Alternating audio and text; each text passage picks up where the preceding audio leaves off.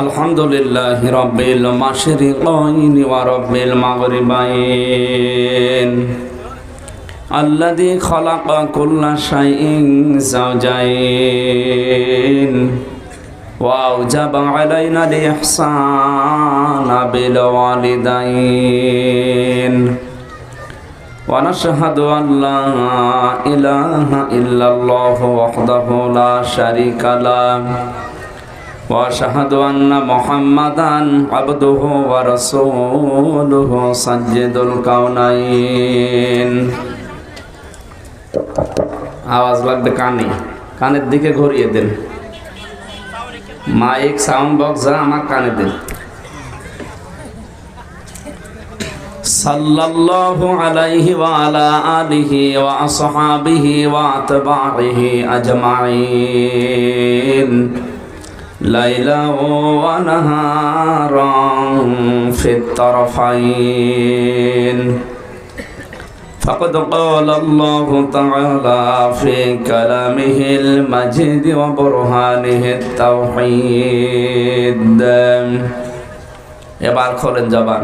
আউযু বিল্লাহি মিনাশ শাইতানির রাজিম। বিসমিল্লাহির রহমানির রহিম।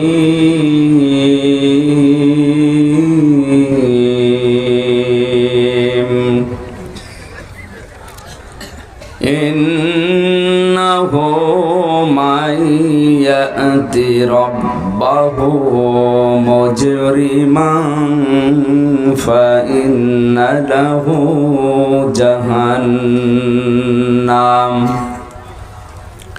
লা ইয়ামুতু ফিহা ওয়া লা ইয়াহইয়া। সাদাকতা ইয়া রাব্বানা। عن أبي هريرة رضي الله تعالى عنه قال قال النبي صلى الله عليه وسلم من قرأ القرآن فاستظهره فحل حلاله وحرم حرمه أدخله الله الجنة وشفعه في 10 من أهل بيته كلهم قد وجبت له النار. رواه ابن ماجه. إن الله وملائكته يصلون على النبي يا أيها الذين آمنوا صلوا عليه وسلموا تسليما. اللهم صل على محمد وأنزله المقعد المقرب عندك يوم القيامة.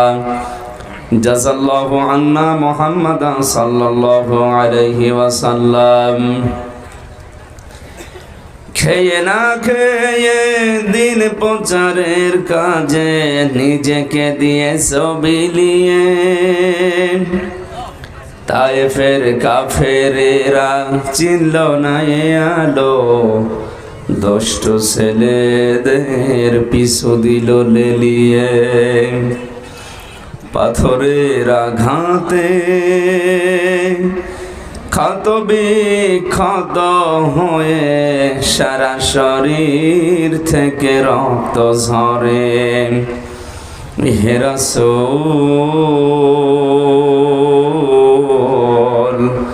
তোমাকে ভুলি আমি কেমন করে। হে রাসূল তোমাকে ভুলি আমি কেমন করে। আলহামদুলিল্লাহ। বাংলাদেশের ঐতিহ্যবাহী জেলা কক্সবাজার সদর থানার অন্তর্গত ঘাটকলিয়াপাড়া ইসলামী যুব সমাজের উদ্যোগে 12তম ঐতিহাসিক তাফসীরুল কোরআন মাহফিলের স্বনামধন্য সভাপতি, জননন্দিত ব্যক্তিত্ব, বারবার নির্বাচিত জনপ্রতিনিধি আমার আরাফাতের ভাই আলহাজ মাস্টার আব্দুর রহিম, আতালাল্লাহু উমরাহু ওয়া বারাকাল্লাহু ফি হায়াতি। সকলে বলেন আমিন। জনগণের যে দায়িত্ব আল্লাহ তার মাথার উপরে দিয়েছেন বৈধভাবে না অবৈধ? ঠিক আছে, ওটা আমিও জানি, বিভিন্ন জায়গায় যাওয়ার পরে দেখি তো, এই জন্যে আল্লাহ রাব্বুল আলামিন জান্নাতের ভেতরে যে অনুষ্ঠান করবেন ওই অনুষ্ঠানে আলহাজ মাস্টার আব্দুর রহিমকে যেন শ্রোতা হিসাবে একটু জায়গা করে দেন। মাহফিলের প্রধান অতিথি আমাদের হাজারো আলেমের উস্তাদ এখানে বসে আছেন। আল্লাহ তার সম্মান মর্যাদা দুনিয়া আখিরাতে যেন আরো বাড়িয়ে দেন। আলেমদের এবং দুনিয়াদারদের ভেতরে পার্থক্য হলো বার রাফাআহুল্লাহু, আল্লাহ রাব্বুল আলামিন জানিয়েছেন আল্লাযীনা উতুল ইলমা দারাজাত, যারা এলেম অর্জন করে তাদের মর্যাদা শুধু বাড়িয়ে দেয় তা না, দারাজাত বহু বচন, বাড়াতেই থাকি। দিন যত যায় আলেমদের মর্যাদা তত বেড়ে যায়, আর দুনিয়াদার যারা দিন যত যায় ওদের পৃথিবীর সৃষ্টি জগতের কাছে ওদেরকে আল্লাহ ঘৃণার পাত্র বানিয়ে দেয়। তার বাস্তব প্রমাণ আজকের এই প্রধান অতিথি আমাদের আলেম, আর একজন আছে, আমি নাম নিলাম না, ওনার বয়সও প্রায় এরকমই, ওনার ছেলে ওনারে তাড়িয়ে দিয়েছে, অথচ সাবেক মন্ত্রী ছিল, 4,500 কোটি টাকা, যার কাছে টাকাই না। কথা বুঝতেছে? এরকম একজন মানুষ, তার ছেলে তাকে বাড়ি থেকে তাড়িয়ে দিয়েছে। এখানে দিন যত যায় দুনিয়াদার যারা তাদের সম্মান মর্যাদা আল্লাহ শুধু কমিয়ে দেয় তা না, সৃষ্টি জগতের কাছে আল্লাহ তাকে ঘৃণিত বানিয়ে দেয়। আর যারা আলেম দিন যত যাবে তাদের মর্যাদা সৃষ্টি জগতের কাছে তত বাড়তেই থাকবে। ওয়াল্লাযীনা উতুল ইলমা দারাজাত, আল্লাহ বলেন দিন যত যাবে ওদের মর্যাদা আমি বাড়াতেই থাকবো।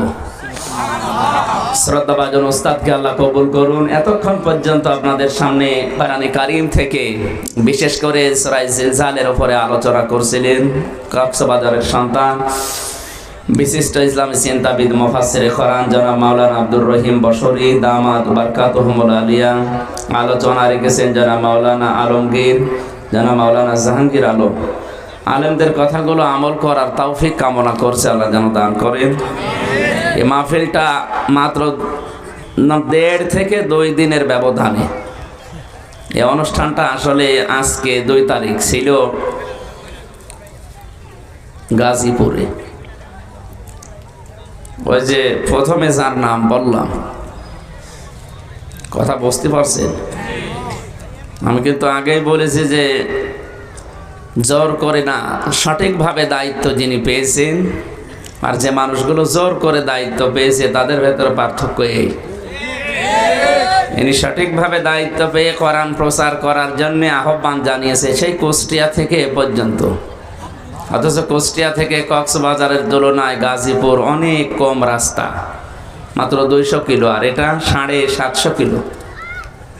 এতদূর পর্যন্ত উনি নিয়ে আসলে জনগণের ভোটে নির্বাচিত, আর যারা জনগণের ভোট ছাড়া নির্বাচিত এরা এই 2 তারিখে কোরআনের প্রচারটা অলরেডি বন্ধ করে দিয়েছে।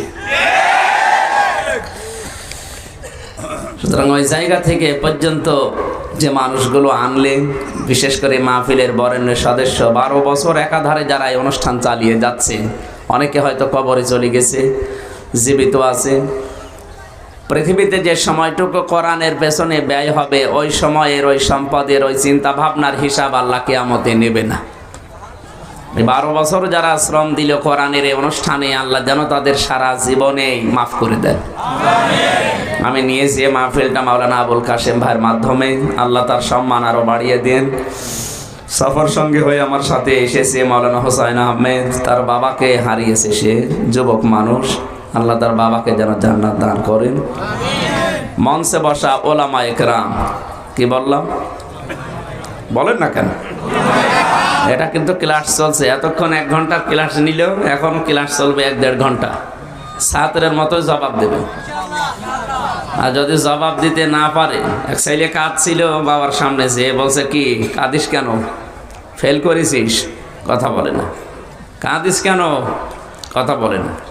ফেল করেছিস, কথা বলে না। বলছে আব্বা ফেল করলে তো কথা ছিল, ছিলাম 5-এ, নামিয়ে দিয়েছে 3।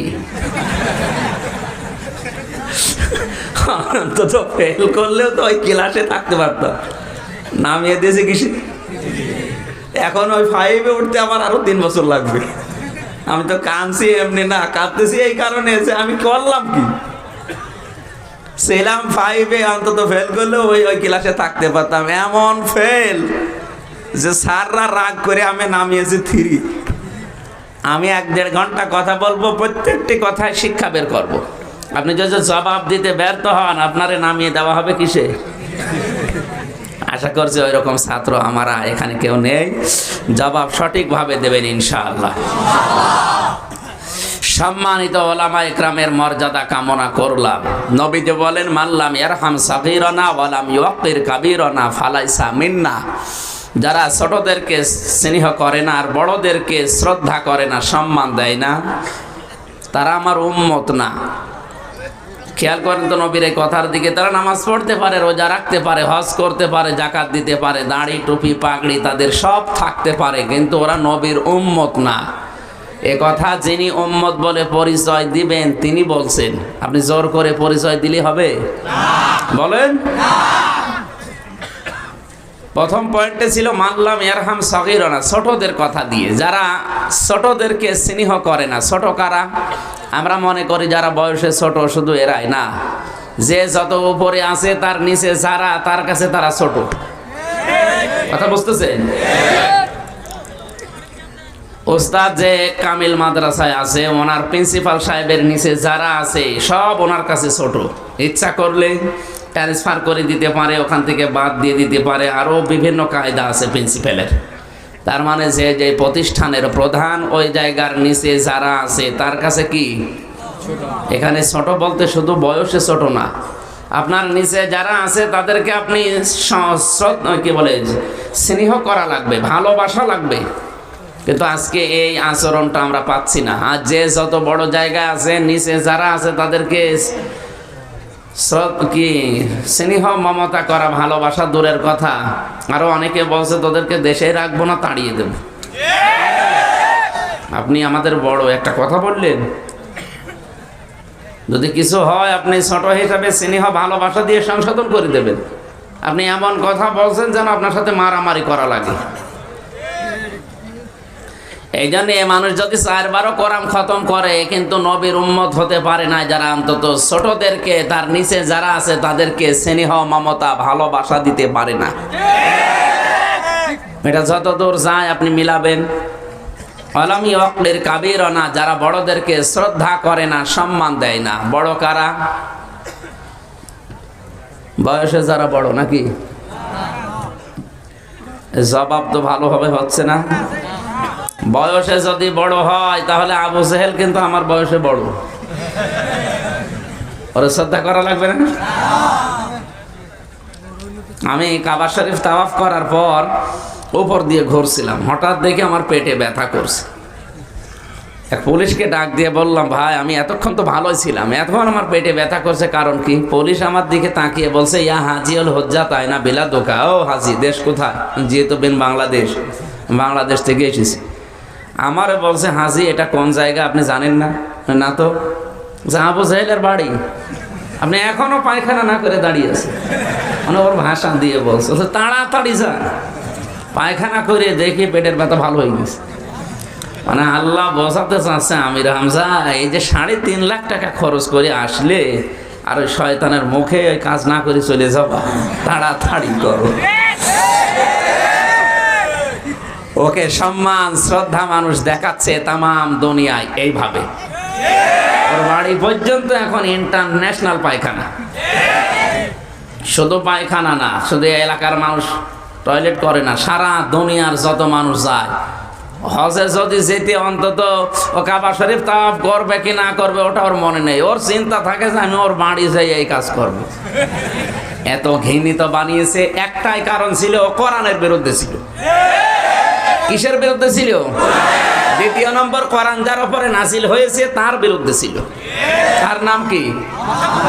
কথার অর্থ বোঝার চেষ্টা করেন। 1 নম্বরে সে কোরআন বিরোধী, 2 নম্বরে যার উপরে কোরআন নাজিল হচ্ছে তার বিরোধী। আজ হয়তো কোরআন যার উপরে নাজিল হয়েছে তিনি নেই, কিন্তু তার ওয়ারিসরা আছে। নায়েবে রাসূল যাদেরকে বলা হয় নবীদের স্থলাভিষিক্ত, নবীর উত্তরাধিকারী, রুহানি সন্তান, আলেমরা। কথা বুঝতেছেন? নবীজির কথার উপরে কথা বললে যেমন আমল নষ্ট হয়ে যায়, সত্যিই যদি কোনো আলেমের কণ্ঠের উপরে কেউ কণ্ঠ দিয়ে কথা বলে ওরও আমল আল্লাহ নষ্ট করে দেয়। কখন নষ্ট হয় সে টেরও পায় না। আং তাহবাত আমালুকুম ওয়া আনতুম লা তাশউরুন, কখন যে তোর আমল নষ্ট হবে, তোর হজ যাকাত নামাজ রোজা ওই চার খতম কোরআন তুই টেরও পাবি না। কে বলছেন? সূরা হুজুরাতের ভেতরে নাকি আয়াত আমি বানালাম? বিশ্ব নবী কিন্তু এখন নেই, নবীর ওয়ারিসরা আছে। যে আল্লাহ কোরআন নাজিল করবেন সে কোরআনে কারীম তো আমাদের সামনে এখন আছে। সুতরাং বিশ্বে আজ শুধু বাংলাদেশ না, সারা পৃথিবীতে যারা কোরআন বিরোধী, যারা রাসূল বিরোধী, নায়েবে রাসূলদের বিরোধী আছেন, আপনি তো আর আবু জেহেলের মতো এত বড় ক্ষমতার অধিকারী এখনো হননি। এই বাংলাদেশটা 14টা জোড়া দিলে যত বড় হয়, সৌদি আরব একাই অত বড়। এত বড় দেশ, তার দায়িত্বে ছিল এই লোকটা। কোরআনের এবং রাসূলের বিরুদ্ধে অবস্থান নিয়ে যদি তার বাড়ি পর্যন্ত আল্লাহ ইন্টারন্যাশনাল পায়খানা বানিয়ে দিতে পারে, আপনার বাড়ি, আপনার বংশ কি করবে ওটা আল্লাহ জানে। আমি হয়তো আর নিচে নামতে পারলাম না। আর পৃথিবীতে যারা কোরআনের পক্ষে অবস্থান নেয় তাদের ভাগ্য পরিবর্তন করতে আল্লাহ সময় নেয় না।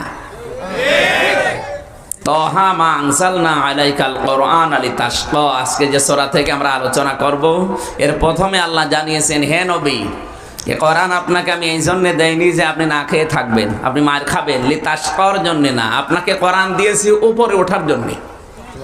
আপনি যেখানে আছেন এই জায়গা না, লাতারকাবুন্না তাবাকান আন তাবাক, এক স্থানে থাকলে আপনাকে হবে না, ওখান থেকে উপরে ওঠা লাগবে। এর বাস্তব প্রমাণ সাংবাদিক মুনতাসির জায়দি বুশকে জুতা মেরেছিল। চিন্তা করলাম এত বড় প্রেসিডেন্টকে জুতা মেরেছে, এর মনে হয় ফাঁসি হয়ে যাবে, কিন্তু ফাঁসি না, মাত্র 1 বছর জেল হয়েছিল। আর 1 বছর যদি জেল হয় কয় মাস থাকা লাগে? আপনাদের তো জেল জরিমানার সাথে কোনো সম্পর্ক নেই, ওখানে যাব আমি। জেলে যাবে কে? আমরা যাব না, যত ঝামেলা সব তো আমরা। এখানে বলছে হয় হাত ভেঙে দেবো না জেলে দেবো। প্রথম কথাই তার এইটা, হয় হাত ভেঙে দেবো না জেলে দেবো। তাহলে 1 বছর যদি জেলে দেয় কয়দিন থাকা লাগে? 9 মাস পরে বের হয়ে বলছে, ভাই আমার সে জুতা কই? সাংবাদিকরা বলছে, আপনি তো আশ্চর্য মানুষ, এই জুতার কারণে 1 বছর জেলে ছিলেন, আবার জুতা চান? বলছেন না, ওই জুতার কারণে আজ আমি পরিচিত। এই জুতা দিয়ে আমি বিশ্ববিখ্যাত শয়তান, সর্বশ্রেষ্ঠ বেয়াদব এই বুশকে আমি আঘাত করেছিলাম। এই কারণেই জুতা আমাকে তামাম দুনিয়ায় পরিচিত করে দিয়েছে, ওই জুতা আমার দরকার। সাংবাদিকরা বলছে, ভাই আপনি জেলখানায় যাওয়ার পরে জুতা আমরা নিলামে তুলেছিলাম, এত চড়া দামে বিক্রি হয়েছে, আপনার 14 বংশ বসে বসে খাবে, টাকা ফুরাবে না। কি বুঝলেন এখান থেকে? কোরআনের বিপক্ষে থাকলে যত বড় বাদশা হোক, বাড়ি পর্যন্ত আল্লাহ পায়খানা বানিয়ে দিতে পারে। আর পক্ষে থাকলে দিন বেশি আল্লাহ নেয় না, কিছুদিনের ভেতরে কপাল ভালো করে দিতে পারে, তার প্রমাণ আমরা বললাম। সম্মানিত ভাইরা, এই জন্যে বড় যারা, আমরা বড়কে অনেকে বুঝি না। বড় হচ্ছে এই পৃথিবীতে আল্লাহর কাছে সবচাইতে বড়, ইন্না আকরামাকুম ইনদাল্লাহি আতকাকুম, তোমাদের ভেতরে সবচাইতে বড়, সবচাইতে সম্মানিত আমি আল্লাহর কাছে যাদের ভেতরে আল্লাহর ভয় বেশি, এই লোকটা। এখন আল্লাহকে ভয় বেশি করে কে? ইন্নামা ইয়াখশাল্লাহা মিন ইবাদিহিল উলামা। আল্লাহ পাক বলেন, পৃথিবীতে যত বান্দা বান্দি আছে এর ভেতরে সবচাইতে বেশি ভয় আমি আল্লাহকে করে আলেমরা। কারা? এখন আলেম কারা? নামের আগে মাওলানা মুফতি লেখা আছে, এগুলো আলেম বলেন না কেন? আলেম আবার 3 প্রকার। ওলামায়ে দাওলা, রাষ্ট্রীয় আলেম, রাষ্ট্রের বিভিন্ন বৈধ অবৈধ কাজকে জায়েজ করার জন্য রাষ্ট্র কিছু মানুষকে আলেমের নাম দিয়ে টাকা পয়সা দিয়ে পালে। এটা এখনো বাংলাদেশে শুরু হয়নি। নাম ধরা লাগবে? এটা ওলামায়ে দাওলা। এ দুনিয়া আখিরাতে কিয়ামত পর্যন্ত এদের পক্ষে বিপক্ষে আল্লাহর সব সময় বরদোয়া। এতে বরদোয়া হচ্ছে এর প্রমাণ সূরা বাকারার 159 নম্বর আয়াত, 174 নম্বর আয়াত, এই দুইটা আয়াতে আছে। যারা কোরআন জানার পরে গোপন করে রাখে এদের প্রতি আল্লাহ নিজে বরদোয়া দেয়, লানত দেয়। 2 নম্বরে ওলামায়ে উম্মাত। ওলামায়ে উম্মত হচ্ছে তারা জাতির লোকেরা যেই দিকে যায় ও ওই দিকে রায় দেয়। কোরআন হাদিস দিকে রায় দেয় না, শুধু দেখে মানুষ কোন দিকে যাচ্ছে, বাবা শাহজালাল সব হালাল, এরকম আলেম দেশে আছে। আমি নাম নিলে হয়তো আপনারা মন খারাপ করবেন, তাই নিলাম না। 3 নম্বরে ওলামায়ে মিল্লাত। ওলামায়ে মিল্লাত মানে ধর্মীয় আলেম। এ কারো দিকে না, কে খুশি হবে কে নারাজ হবে ওইটা না, ও তাকাবে আমার আল্লাহ রসুলের দিকে। এই আলেম কম না বেশি? 3 নাম্বার যেটা বলেছি ওলামায়ে মিল্লাত, এই ধর্মীয় আলেম, এদেরকে আমরা হক্কানি আলেম বলে জানি। বিশেষ করে চট্টগ্রাম বিভাগে হক্কানি আলেম আমরা তাদের মনে করি যাদের খানকা আছে। না, আপনি উল্টাপাল্টা বুঝবেন না, খানকা খারাপ না, ওগুলো না থাকলে ইসলাম এ পর্যন্ত আসতো না। কিন্তু ওর ব্যবহার এখন উল্টিয়ে গেছে। খানকা ভালো জিনিস, কিন্তু ওর ব্যবহারটা এখন আর ওইভাবে চলে না। এ বাংলাদেশে যারা পুরাতন পীর সাহেব ছিল, আল্লাহর ওলি যারা বুজুর্গ যারা দাবি করতো, ওনাদের কাছে গেলে আগে তারা কোরআন দিত, যে আল্লাহকে পাওয়ার জন্য এসেছেন, এই যে কোরআন শরীফ নেন, এর ভেতরে আল্লাহর পরিচয় আছে, আপনি পড়েন পেয়ে যাবেন। কিন্তু এখন তার সন্তানেরা এই মতের ওপরে, এই পথের ওপরে এখন আর অনেকেই নেই। এখন ওদের কাছে গেলে ওরা জিকির দিয়ে দেয়, হু হু করবি যা, ওরা আর কোরআন শরীফ তুলিয়ে দেয় না। কথা বলেন ঠিক কিনা? এই জন্য হক্কানি ওলামা কারা, কোথায় পাওয়া যাবে তাদের? 1500 বছর আগে ঘোষণা আছে। আব্দুল্লাহ ইবনে মাসউদ, আব্দুল্লাহ ইবনে আব্বাস, রাইসুল মুফাসসিরিন যারা, তারা লিখেছেন হক্কানি আলেম যদি খুঁজতে চান তাহলে 3 জায়গায় খোঁজ করবেন, পেয়ে যাবেন। 1 নম্বরে মাটির নিচে, তার মানে কবরে। আপনি কবরে গিয়ে দেখবেন হক্কানি আলেম পাবেন। 2 নম্বরে হক্কানি আলেম যদি দেখতে চান তাহলে জালেমের জেলখানায় যান। শুধু বাংলাদেশ না, তামাম দুনিয়ায় জালেমের জেলখানা যেখানে, ওই জায়গায় গেলে আপনি হক্কানি আলেম পাবেন। তার বাস্তব প্রমাণ ছিল হযরত আবু হানিফা। ইমাম আবু হানিফা মারা গেছে কোন জায়গায়? বলেন না কেন? মানে হক্কানি আলেম সন্দেহ আছে? ইমাম আহমদ ইবনে হাম্বল উনিও মারা গেছে জেলখানায়, তাও 1 দিন 2 দিন না, 42 দিন রিমান্ডে ছিল। ইমাম আহমদ ইবনে হাম্বল ইলমের জাহাজ ছিল, কত বড় আলেম আপনি আন্দাজও করতে পারবেন না। এরকম যতগুলো আলেমের নাম আমরা জানি, মুসাদ্দেদে আল-ফেসানি থেকে শুরু করে ইমাম বুখারী, প্রত্যেকটি আলেম কিন্তু অধিকাংশ জীবনের সময় কাটিয়েছে জালেমের জেলখানায়। 3 নম্বরে কেউ যদি হক্কানি আলেম খুঁজতে চায়, তাকে আল্লাহর নবী জানিয়েছেন সে যেন জিহাদের ময়দানে খোঁজ করে। আর পৃথিবীতে এখন জিহাদের সবচাইতে বড় ময়দান হচ্ছে জালেমের সামনে জুলুমের কথাগুলো তুলে ধরা। সবচাইতে বড় জিহাদ সেটা হচ্ছে আজকের এই তাফসির মাহফিলগুলো। জালেমদের যত টার্গেট, যত বাধা, সব এই তাফসির মাহফিলে। আমার এই বয়স পর্যন্ত, আমার 28 বছর বয়স, এই 28 বছর পর্যন্ত আমি কোনোদিন দেখা তো দূরের কথা শুনিও নি যে ওরস মাহফিলে, ওরস মোবারকে বাধা হয়, ইসালে সাওয়াবে বাধা হয়, নওরোজ শরীফ হয়, খসরোজ শরীফ হয়, গোসল শরীফ হয়, কোনো বাধা নেই। আরো মানুষ টাকা পয়সা গরু ছাগল দিয়ে আসে। আমার এই ছোট জীবনে আমি যা দেখলাম, বাংলাদেশ সহ বিশ্বের অনেকগুলো, প্রায় 31টা দেশে আমার ভিসা লাগিয়েছে আকিস গ্রুপ। এতগুলো দেশ ঘুরে আমি যা পেয়েছি, অধিকাংশ দেশে শুধু বাধা তাফসির মাহফিলে। চিন্তা করলাম তাফসির মাহফিলে বাধা হয় কেন? অনুসন্ধান করে দেখি তাফসির শব্দের ভেতরে এটা লুকিয়ে আছে। তাফসির মানে উলঙ্গ করা, তাফসির মানে আবরণ দিয়ে ঢাকা আছে, আবরণ খুলে ফেলা। তাফসির মানে যে ঢাকনা দিয়ে ঢাকা আছে কাপ্রিস, এই ঢাকনাটা তুলে ফেলা, তাহলে বোঝা যাবে ওর ভেতরে কি আছে। আমি যদি মাওলানা আব্দুর রহিম আল বসরি, ওনার বাড়িতে আজকে যাওয়ার কথা ছিল, যেতাম। ওনার একটা ছোট্ট মেয়ে দেখলাম, আমি যদি মেয়ে কি ছেলে না বুঝে ডাক দিতাম, আসসালামু আলাইকুম ইয়া আহলাল বাইত।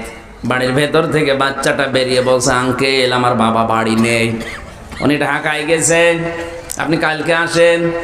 এত সুন্দর মোলায়েম কণ্ঠ নিয়ে আমারে ডাক দিল, ওটা কি ছেলে না মেয়ে আমি টের পেলাম না।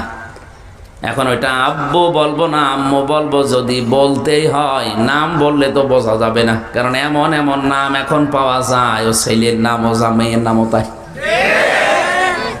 এই যে মাহিয়া, মাহি, মাহি মেয়ে লোক না, অথবা মাহি বি চৌধুরী মেয়ে লোক। নাম তো মাহি, একটা পুরুষের নাম একটা মেয়ে লোকের নাম। নাম জিজ্ঞাসা করলে যদি বলে আঙ্কেল আমার নাম মাহি, তো কি বসবো ছেলে নামে। ওইটা আব্বু না আম্মু ওরে বোঝার জন্য ওর যে পোশাক আশাক পরানো আছে ওইটা খুলে ফেলা লাগবে। কথা বলছেন কেন? তাহলে বোঝা যাবে এটা আম্মু না আব্বু। এটা আবরণ দিয়ে ঢাকা ছিল, আবরণ খুলে ফেললে যেমন বোঝা যায়। এই পৃথিবীতে যারা শিরিক, বেদাত, জুলুম, কুফরের আবরণ দিয়ে নিজেদেরকে ঢেকে রমরমা ব্যবসা করে খাচ্ছে, কোরআনের তাফসীর যদি করা হয় তাহলে ওই আবরণগুলো খুলে যায়। তখন জাতি টের পায় যে এ পীরের নামে জাতির সর্বনাশ করছে, এ নেতার নামে জাতির সর্বনাশ করছে। এই জন্যেই শুধু মাহফিলে বাধা, তাফসীর মাহফিলে। কিসে বলেন বলেন, আপনি কোনদিন শুনেছেন বা দেখেছেন যে ওরস মোবারকে বাধা হয়, ওরস শরীফে? অথচ ওটা একদিন দুই দিন না, ওটা প্রায় 19 দিন চলে। কথা বলছেন কেন? এমনকি ঢাকার রাজধানীতে 63 দিন একাধারে চলছে, 63 দিন একাধারে চলছে, কোনো বাধা নেই। আরো যারা ওই সমস্ত আবরণগুলো দিয়ে নিজেদেরকে ঢেকে রেখেছে জুলুমের, শিরিকের, কুফরের, বেদাতের, তারা ওখানে আরো চালাচ্ছে টাকা পয়সা দিয়ে। শত বাধা সবচাইতে বেশি মানুষ দেয় কিসে? তাফসীর মাহফিলে। কিসে? আমি যে জায়গা থেকে পর্যন্ত এসেছিলাম, এ পৃথিবীতে সবচাইতে হক্কানি আলেম আপনি যদি এখন খোঁজ করতে যান তাহলে দেখবেন জিহাদের ময়দানে। আর জিহাদের এখন জ্বলন্ত ময়দানগুলো এই ময়দান। এখানে এসে টিকে থাকা এখন কঠিন না সহজ? কত মানুষ বাড়ি খেয়ে যাচ্ছে, শুধু একটু হাঁ করলে বলে ঠিক আছে বাবা শাহজালাল সব হালাল, আমার দরকার নেই, দিনকাল ভালো না। অথচ 1500 বছর আগে বিশ্ব নবীও যদি বলতেন ঠিক আছে, তাহলে এ পর্যন্ত ইসলাম আর আসতো না। আল্লাহর নবী মুহাম্মদুর রাসূলুল্লাহকে আল্লাহ জানিয়ে দিলেন, ওয়ালা ইয়াতুনাকা বিমাসালিন ইল্লা জিনাকা বিল হাক্কি ওয়া আহসানা তাফসীরা। সূরা ফুরকানের 33 নম্বর আয়াতে আছে, হে নবী, দুনিয়ার মানুষরা যখন আপনার কাছে বিভিন্ন সমস্যার সমাধান নিয়ে আসবে, আপনি কোরআন থেকে তাফসীর ব্যাখ্যা করে তাদেরকে জবাব দিয়ে দেবেন। শুধু তাফসীর না দিয়ে আল্লাহ তাফসীর একালি টান দিয়েছেন। কেন টান দিলেন? মাওলানা আব্দুর রহিমের শেষ আয়াত যেটা ছিল, এই আয়াতটা আমার মনে পড়ছে। তাফসীর টান দেওয়ার কারণ কি? উনি বলেছিলেন, ফামাইয়া আমাল মিসকালা যাররাতিন খায়রা ইয়ারা ওয়া মাইয়া আমাল মিসকালা যাররাতিন শাররা ইয়ারা। এদের ব্যাখ্যা এখন যদি পুরাতন আলেমদেরকে দেন, তাফসীর যদি পুরাতনগুলো দেখেন, ওখানে লেখা আছে দুনিয়ায় যে যাররা পরিমাণে ভালো মন্দ কাজ করবে আল্লাহ তাকে ওই পরিমাণ দিয়ে দেবে। কি করবে? আপনি তাফসির নিয়ে আসেন, এখন পুরাতন তাফসির গুলো যেগুলো 1200 বছর 1100 বছর আগে লেখা, ওখানে দিয়ে দেবে, লেখা আছে দেওয়া হবে, কিন্তু এখানে দেওয়া আরবি নেই। এখানে আছে র, র মানে দেখা, আর আতা মানে দেওয়া। উতু আতা এ শব্দ না দিয়ে আল্লাহ র দিলেন, অথচ আমরা ব্যাখ্যায় লিখেছিলাম কি, অর্থ করার সময় লিখে দিয়েছি আল্লাহ কিয়ামতে আপনাকে দিয়ে দেবে। দেওয়ার ভিতর নেই। হ্যাঁ, এই ভিডিও ক্যামেরা আবিষ্কার হওয়ার আগে যদি আমি দেখানো হবে বলতাম, তাহলে আয়াত কেউ বুঝতোই না। কথা বুঝতেছেন? এই ভিডিও ক্যামেরা আবিষ্কার হওয়ার আগে আমি যদি বলতাম জাররা পরিমাণে, জাররা কাকে বলে ওটার ব্যাখ্যা জানা লাগবে। মাইক্রোস্কোপ যন্ত্র দিয়ে ছাড়া যেটা দেখা যায় না, একটা সরিষাকে 70 ভাগ করলে ওর 1 ভাগ যেটা, ওইটার আরবি নাম জাররা। এক কথায় বললাম, এতটুকু বিষয় কিয়ামতের দিন আল্লাহ আপনাকে দেখাবে। কেমন করে দেখাবে? ভিডিও ক্লিপ আকারে আপনি দেখতে পাবেন। একটা জিনিস অতীত হয়ে যাওয়ার পরে ওটা আবার দেখা যায়। এটা ভিডিও আবিষ্কার হওয়ার আগে তো মানুষকে বোঝাতে আপনি পারতেন না। এই কথা বলছেন এখন। এখান থেকে 200 বছর আগে যে লোকটা মারা গেছে কক্সবাজারে, ওরে কবর থেকে তুলে আনেন, বাংলাদেশ ব্যাংকের সামনে নিয়ে দাঁড় করিয়ে দেন ঢাকায়, 30 তলা বিল্ডিং থেকে বলবে আল্লাহ এ বিল্ডিং আমি উঠবো কি করে। ও তখন বাঁশ খুঁজে বেড়াবে যে মই আছে কিনা দেখি, কি মই খুঁজে বেড়াবে না? এখান থেকে 50 বছর আগে যে লোকটা মারা গেছে, ওরে নিয়ে আসেন কবর থেকে, বলবে 30 তলা বিল্ডিং, মই লাগবে না, অবশ্যই কোনো সিঁড়ি আছে, সিঁড়ি দিকে বেড়াবে। এখান থেকে 20 বছর আগে যে মারা গেল, ওকে তুলে আনেন, ও বাঁশও চিনবে না, ও সিঁড়িও দরকার নেই, ও চিন্তা করবে দেখি লিফট আছে কিনা। আমার তো মনে হচ্ছে দিন যেভাবে যাচ্ছে, আগামী আরো 50 বছর পরে যে লোকটা মারা যাবে, ওরে যদি বাংলাদেশ ব্যাংকের সামনে দাঁড় করিয়ে দেন, ও বাঁশ, সিঁড়ি, লিফট কিছুই খুঁজবে না, ও চিন্তা করবে রিমোট আছে কিনা দেখি। একবারে টিপ দেবো, এক টিপে 28 তলা, এরকম সময় আসছে না?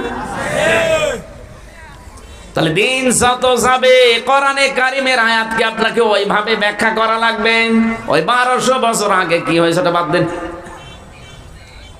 কিন্তু ওইটা ওই জামানায় চলতো, কারণ ওই সময় ভিডিও ক্যামেরা আবিষ্কার হয়নি। যারা লিখেছিল ওনারা যদি বলতো কিয়ামতের দিন আল্লাহ আপনাকে দেখাবে, তাহলে ওই জামানার মানুষ বিশ্বাস করতো না, বলতো এ হুজুর মনে হয় পাগল হয়ে গেছে। কারণ একটা অতীত হয়ে যাওয়া জিনিস আবার দেখা যায়, বিশ্বাস করানো সম্ভব না যতদিন ক্যামেরা আবিষ্কার না হয়। কথা বলেন না কেন? এখন এটা বোঝানো কি সহজ না কঠিন? সহজ না?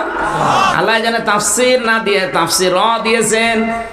সানুরিহিম আয়াতিনা ফিল আফাকি ওয়া ফি আনফুসিহিম হাত্তা ইয়াতাবায়্যানা লাহুম আন্নাহুল হক আওয়ালাম ইয়াকফি বিরাব্বিকা আন্নাহু আলা কুল্লি শাইইন কাদির।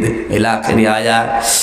আল্লাহ পাক বলেন, হে নবী, অতি শীঘ্রই আপনার শরীরের ভেতরে এবং দিক দিগন্তে যেগুলো ছড়িয়ে আছে, আমি এইগুলো কিন্তু আপনাকে দেখাবো, যেন আমার কোরআনের যত বাণী আছে সব সত্য প্রমাণ হয়। জোরে বলেন সুবহানাল্লাহ।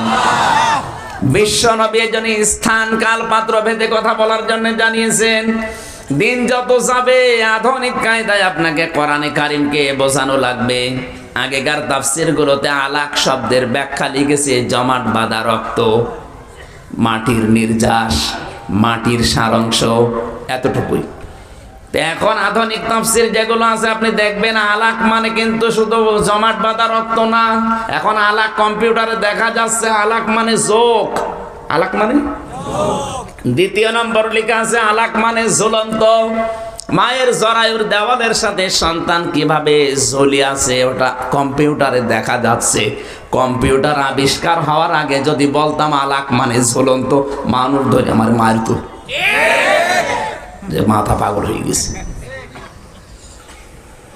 বিশ্ব নবী ওইভাবে দিন যত যাচ্ছে ওইভাবে করে নবীজি যখন বোঝালেন, আল্লাহর নবী মুহাম্মদুর রাসূলুল্লাহকে যতগুলো অপবাদ দ্বারা দিয়েছিল, 1 নম্বরে নবীর বিরুদ্ধে অপবাদ এসেছে আল্লাহর নবী পাগল।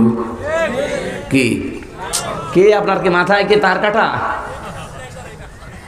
তো সব আমি ইশারা করলে বলছেন না মানে? বসেন, এখানে আর আসবেন না, বসেন। আর আমি বাদ দেওয়ার কারো চা খাওয়ার দরকার আছে? আর আমার চা লাগবেও না। বসেন, একেবারে ইনস্ট হয়ে বসেন। ১৫০০ বছর আগে বিশ্ব নবীকে সর্বপ্রথম যে গালি কাফেরদের পক্ষ থেকে দেওয়া হয়েছিল তার নাম কি? না, ছাত্র বলে 3 নামিয়ে দেব। বলেন কি? আল্লাহ পাক বলেন আমার সাহিবকুম বিমাজনুন, না তোমাদের সাথী আমার নবী আমার মুহাম্মদ পাগল না। মা আনতা বিনিমাতি রাব্বিকা বিমাজনুন, হে নবী ওরা আপনাকে পাগল বলে, অথচ আপনার রবের দয়া আপনার উপরে এই যে আপনি পাগল না। ওরা কি বলতো? বলেন না কেন? পাগল বলার 3টা কারণ আমি পেয়েছি। তাফসিরে ফি জিলালিল কোরআনে সাইয়্যিদ কুতুব বলেন বিশ্ব নবীকে ওই সময় ওরা পাগল বলতো 3টা কারণে। 1 নম্বরে এমনি, 1 নম্বরে কোনো কারণ। আমি যদি এখন বলি মাওলানা আব্দুর রহিম রাজাকার, উনি যদি বলে কেন বললেন এমনি, কোনো কারণ আছে বলেন? এখন এই যে এমনি, এই এমনি কেন? আপনারা আছেন তো ময়দানে? নবীজিকে পাগল বলার 1 নম্বরে কারণ কি? এমনি কেন? এমনি এই কারণে, কারণ আমার কাছে মিডিয়া আছে, মাইক আছে, আমার এখন ক্ষমতা আছে, চেয়ারে আছে বসে, আর ওনার কিছু নেই। ওনারা যদি আমি গালি দিয়ে এখান থেকে তাড়িয়েও দেই, কিচ্ছু করার নেই। ওই জামানায় নবীজির হাতে কিছু ছিল না, আর সব ছিল কাফেরদের হাতে। এরা যেন বন মতো গালি দিত। আজ বিশ্বের দিকে তাকান, বিশ্ব নবীর মতো যদি কেউ দায়িত্ব পালন করার জন্য জিহাদের ময়দান পর্যন্ত এগিয়ে যায়, তাকেও কিন্তু পাগল না বললেও এমন গালি দেয় যেটা বলা যাচ্ছে না। এগুলো বলছে কেন? বলেন বলেন। 2 নম্বরে নবীকে পাগল বলার পেছনে কারণ হচ্ছে, যখন নবীজির উপরে ওহী নাযিল হতো, ওহীর একটা ভার আছে, ওজন আছে। নবীজি ঘেমে যেতেন, চোখ বন্ধ হয়ে যেত, আল্লাহর নবী অস্থির হয়ে পড়তেন, তিনি স্বাভাবিক আর থাকতেন না। নবীজির এই চোখ বন্ধ হওয়া, ঘেমে যাওয়া, বসে পড়া, এ সমস্ত দৃশ্যগুলো আবু জেহেল আবুল হাব বুঝতো না। ওরা মনে করতো নবীজি পাগলামি করছে। কারণ নবীজিকে বুঝতে হলে আবু বকরের মতো মন লাগবে, আবু জেহেলের মতো মন দিয়ে হবে? বলেন। আজও বাংলাদেশে বিশ্ব নবীর মতো দায়িত্ব পালন করতে গিয়ে সমাজের অন্যায়, অবৈধ, অত্যাচার, জুলুম, নির্যাতন, শিরিক, বেদাত দেখে কোনো আলেম যদি অস্বাভাবিক হয়ে যায়, প্রতিবাদ করতে চায়, তখন আবু বকরের মন যাদের নেই, আবু জেহেলের মতো মন যাদের, ওরা বলে বেশি বোঝে, পাগলামি করছে। আমার তো মনে হয় খাপের খাপ মমতাজের বাপ মিলে যাচ্ছে। ওই জামানায় নবীকে পাগল বলার 2 নম্বর কারণ কি? নবীজির এই অবস্থা না বোঝার কারণে আজও এই দেশের যে রাম বাম নাস্তিক মোরতাদ গুলো আলেমদেরকে আসলে চেনে না। আলেমদের মান কি, শান কি, কি লাগলে আলেম হওয়া যায় তাও বোঝে না। ওরা আন্দাজে বলছে আমি কি আলিফ বাতাসা পড়িনি। আরে বেটা, আলিফ বাতাসা পড়ে আলেম হওয়া যায়? পাগলামি করো। আলেম কি বোঝো? 12 বছর একাধারে পড়া লিখেছে, আর তুমি আলিফ বাতাসা পড়ে যদি মনে করো আমি আলেম, আমি তোমার সাথে কম বুঝি বেটা। তুমি তো আসলে নবীজি কেন ঘেমে যায়, আলেমরা কেন আজ প্রতিবাদ করে, কেন আজ ঘেমে যায়, অস্থির হয়ে পড়ে, চোখ বন্ধ হয়ে যায়, আলেমদের স্বাভাবিক অবস্থার থাকে না, এটা বোঝার মতো মন তোমার নেই। কারণ তোমার মন আবু জেহেলের মতো। এই দেশের আজ নাস্তিক যেগুলো আছে নবীদের কিন্তু চেনে না। আলেমদের শান মান ওরাও জানে না। তাকান আজকে অধিকাংশ জায়গায় আলেমদেরকে বাধা দিচ্ছে যারা আলেমদেরকে আসলে ওরা চেনে না। 3 নম্বরে বিশ্ব নবীকে পাগল বলার পেছনে কারণ হচ্ছে, কথা বুঝতেছেন? আজকে যদি এই কক্সবাজারের কেন্দ্রীয় জামে মসজিদের পাশে একটা কবর বানিয়ে কেউ সেজদা দেয়, এটা কি বলেন না কেন? মাওলানা রহিম যদি বলে না এই শিরিক আমি হতে দেব না, জোহরের নামাজ আদায় করে যদি বলে মুসল্লিরা আজকে চলো এই শিরিক বন্ধ করা লাগবে, অনেক নামধারী 5 ওয়াক্ত নামাজি মুসলমানও বলবে হুজুর দিনকাল ভালো না। আপনার দরকার কি? যে যা কাছে করুক, লা ইলাহা ইল্লাল্লাহ, আপনি নামাজ পড়ানোর দায়িত্ব পড়ে চলে যান। উনি যদি বলেন না আমি শুধু নামাজ পড়ানোর দায়িত্ব নেইনি, এ সমাজের আবর্জনা পরিষ্কার করারও দায়িত্ব নিয়েছি, সুতরাং এখানে আমার পেছনে যদি কেউ না থাকে আমি দরকার হয় একা যাব, তাও আমি এটা ভাঙবই। তাহলে কি বলবে তখন এই নামাজিরা? শুধু পাগল না, বলবে লোকটা বেশি বোঝে, সবাই একদিকে আর উনি একা একদিকে। আজও বিশ্বের দিকে তাকান, দৃশ্য কিন্তু এরকমই। এখন তো নামাজিদের পক্ষ থেকেও বাধা দেওয়া হয়। আর ওই জামানায় কেউ দরগা পূজা, কেউ দুর্গা পূজা, কেউ মাটি পূজা, আগুন পূজা নিয়ে ব্যস্ত, আর নবীজি একা একদিকে, তামাম দুনিয়া একদিকে। আল্লাহর নবী একা দাঁড়িয়ে বললেন না আমি একটাও মানি না। তখন কাফেরদের পক্ষ থেকে বলা হচ্ছিল আমরা সবাই একদিকে, আর মোহাম্মদ একা একদিকেও বেশি বোঝে, ওই লোকটা পাগল। কি আজ আপনি তাকিয়ে এই 3টা বিষয় মিলান, আমার মনে হয় অলরেডি মিলে গেছে। আমি আলেমের পরিচয় দিতে গিয়ে পর্যন্ত এসেছিলাম। আপনি যদি আলেম না হয়ে আন্দাজে দাবি করেন না আপনার ভেতরে আল্লাহর ভয় আসবে না, আলেম হলে আপনার ভেতরে আল্লাহর ভয় আসবে। তাহলে আলেম কারা? নামের আগে মাওলানা মুফতি লেখা থাকলে যদি আলেম হয়, তাহলে হাফেজ মাওলানা জিয়াউল হাসান তো আলেম, মাওলানা ফরিদউদ্দিন মাসুদ আলেম। খালি মাওলানা মুফতি লেখা থাকলে আলেম হবে না। আলেম কারা? 1500 বছর আগে কোরআনে কারীম সূরা বাকারা 1 নাম্বার পারা 20 নাম্বার পৃষ্ঠা 13 নাম্বার লাইনের 140 নাম্বার আয়াতে আল্লাহ জানিয়েছেন ওমান আযলামু মিম্মান কাতাবা শাহাদাতান ইনদাহু মিনাল্লাহ। আল্লাহ পাক বলেন ওই লোকটা বড় জালেম, যাকে তুমি আলেম মনে করো ওটা তো বড় জালেম। আসলাম ইসমে তাফসীল, ওটা তো আলেম না, ওটা বড় জালেম। মিম্মান কাতামা শাহাদাতান ইনদাহু মিনাল্লাহ, যার কাছে আমি আল্লাহর সাক্ষী আছে। আল্লাহর সাক্ষীর নাম কি? এই বলেন এই সাক্ষী যার কাছে আছে, এটা জানার পরও যারা দুনিয়ার কোন স্বার্থ পেয়ে গোপন করে দেয়, ওটা আলেম না, আল্লাহর ভাষায় জালেম। তাহলে আল্লাহর ভাষায় আলেম কারা? এই আয়াতের ব্যাখ্যায় হাদিস এসেছে ওয়ান ইলমিহি মাযা আমিলা ফি ইলা আখিরিল হাদিস। বিশ্বনবী জানিয়েছেন কিয়ামতে যে 5টা প্রশ্ন আল্লাহ মানুষকে করবে, তার 5 নম্বরে এইটা যে যতটুকু জানতে তার কতটুকু মানতে, এটা বলো। তার মানে জ্ঞান অনুযায়ী যারা আমল করে ওইটা আল্লাহর কাছে আলেম। জ্ঞান অনুযায়ী যোগ্যতা অনুযায়ী আমল করা মানুষ এখন কম না বেশি? তাহলে আলেমও এখন কম। আমি এই জন্য সর্বপ্রথম বলেছিলাম সম্মানিত ওলামায়ে কেরাম, এদের মর্যাদা কিন্তু অনেক বেশি।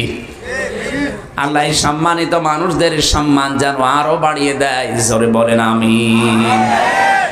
সামনে বসা মুসলমান ভাইরা, পর্দার আড়ালের সম্মানিতা মা এবং বোনেরা, প্রশাসনের ভাইরা, প্রাণপ্রিয় কক্সবাজারবাসী, দল মত নির্বিশেষে কোরআনের অনুষ্ঠানে যারা এসেছেন, ইবাদত মনে করি খুশি হয়ে বলেন আলহামদুলিল্লাহ। দরুদ আর সালাম পাঠের মাধ্যমে আজকে আমরা আরম্ভ করছি সূরা তাহার 74 নম্বর আয়াত। একটা মাত্র আয়াত পড়েছি। কোন সূরা? বলেন তাহা। এটা নবীজির উপনাম। আল্লাহর নবীকে পড়া কোরআনে আল্লাহ 7টি নাম ধরে ডাক দিয়েছেন। তার ভেতরে তহা, ইয়াসিন, মুজাম্মিল, মুদ্দাসসির, আব্দুন, মোহাম্মদ, আহমদ। কয়টা? বলেন বলেন। তার ভেতরে অন্যতম তহা। অনেক আয়াতের ভেতরে আছে এই তহা, যার নাম তিনি কিয়ামতের দিন সুপারিশ করে তার উম্মতদেরকে জান্নাতে নিয়ে যাবে, কিন্তু শর্ত আপনাকে মানা লাগবে দুইটা। ইয়াউমাইযিল লা তানফাউশ শাফাআতু ইল্লা মান আযিনা লাহুর রাহমানু ওয়া রাদিয়া লাহু কাওলা। সূরা তাহার 109 নম্বর আয়াত। আল্লাহ পাক বলেন ইয়াউমাইদিন, সেই দিন লা তানফাউ শাফাআ, সুপারিশ কাজে লাগছে না, লাগবে না। তানফাউ মজারে, বর্তমান, ভবিষ্যৎ, প্রেজেন্ট, ফিউচার।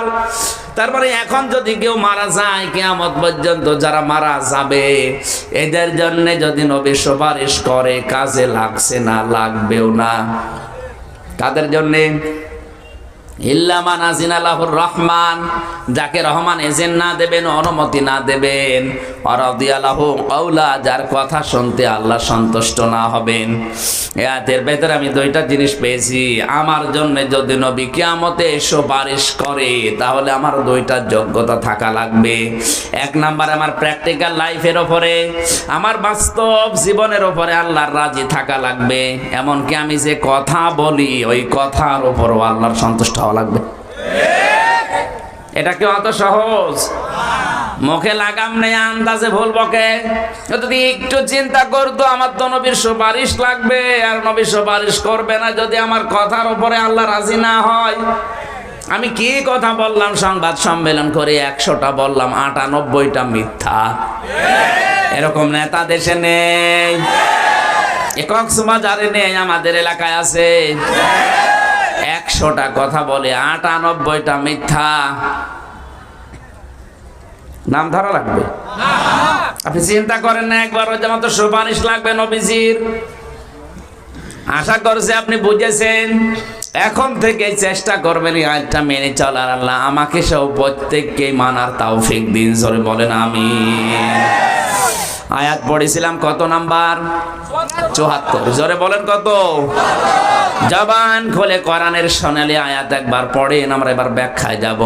ইন আউযু বিল্লাহি মিনাশ শাইতানির রাজিম, বিসমিল্লাহির রহমানির রহিম। ইন্নাহু মাইয়াতি রাব্বাহু মুজরিমান ফাইন্না লাহু জাহান্নাম লা ইয়ামুতু ফিহা ওয়া লা ইয়াহইয়া। আমরা আউযু বিল্লাহ দিয়ে আরম্ভ করলাম। পৃথিবীর এমন কোন ইবাদত আমি পাইনি যেখানে আউযু বিল্লাহ না পড়লে ইবাদত হয় না। নামাজের আগে যদি কেউ আউযু বিল্লাহ না পড়ে, তার নামাজ হবে না, আমি পাইনি। আপনি পেয়েছেন? নেই। যাকাত দেওয়ার আগে যদি কেউ আউযু বিল্লাহ না পড়ে, যাকাত হবে না। 3 নেমে গেলেন কিন্তু। জবান খুলে বলেন, 5 যদি থাকতে চান বলেন। হজ করার আগে আউযু বিল্লাহ পড়েননি, হজ হবে না। শুধুমাত্র একটা ইবাদত আছে যেটা করার আগে আউযু বিল্লাহ না পড়লে হয় না, পড়াই লাগবে, মাস্ট বি। ফাইদা ক্বরাআতাল কুরআনা ফাস্তাইয বিল্লাহি মিনাশ শাইতানির রাজিম। হে নবী, যখন কোরআন পড়বেন তখন শয়তান থেকে আমি আল্লাহর কাছে আত্মরক্ষা করেন।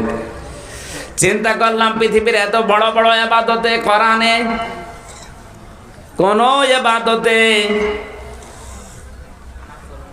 বিসমিল্লাহ আউযু বিল্লাহ না পড়লে ইবাদত হবে না, পেলাম না। অথচ কোরআন পড়ার আগে আউযু বিল্লাহ না পড়লে হবে না। কেন? আরো গুনাহ হবে, আপনার ওয়াজিব তরক করার গুনাহ হবে। আমার এই মেধায় ধরা পড়েছে এইটা পৃথিবীর কোন ইবাদতে শয়তান মানুষকে এত ধোঁকা দেয় না, কোরআনের কাছে আসলে যত ধোঁকা দেয়। কারণ শয়তান ভালো করে জানে মানুষ যদি কোরআন পড়ে বসে এর উপরে যদি চলতে চায় তাহলে আমি যে কোথায় কোথায় শয়তানি করি ও রাস্তা ওরা টের পেয়ে যাবে। কারণ শয়তান তো কোনো খারাপ রাস্তায় যায় না, কি না না। সূরা আরাফের 16 নম্বর আয়াতে আল্লাহ জানিয়েছেন,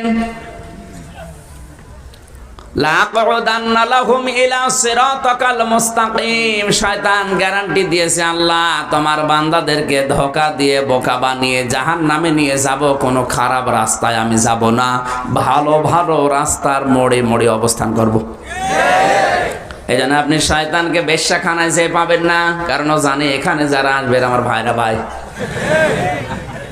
কয়েকদিন আগে যে শয়তান মরে গেল, আমি নাম নিলাম না, আপনি ওখানে যে শয়তান পাবেন না, কারণ ও জানে যে এখানে যে আসে ও আমার চাইতেও বড়।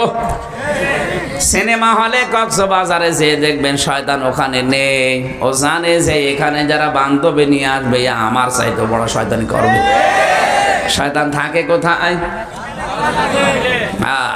এই ঘাটকুলিয়া নাকি জানো, এখানে তাফসীর মাহফিল হবে, বিভিন্ন মোড়ে মোড়ে দেখবেন শয়তান বসে আছে, সে মানুষ শয়তান হোক আর জিন শয়তান হোক।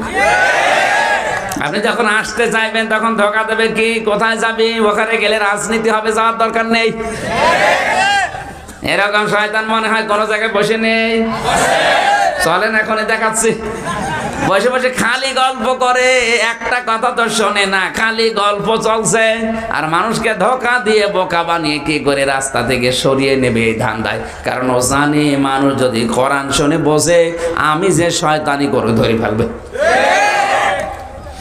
এই জন্য কোরআন পড়ার আগে আউযুবিল্লাহ মাস্ট বি পড়াই লাগবে।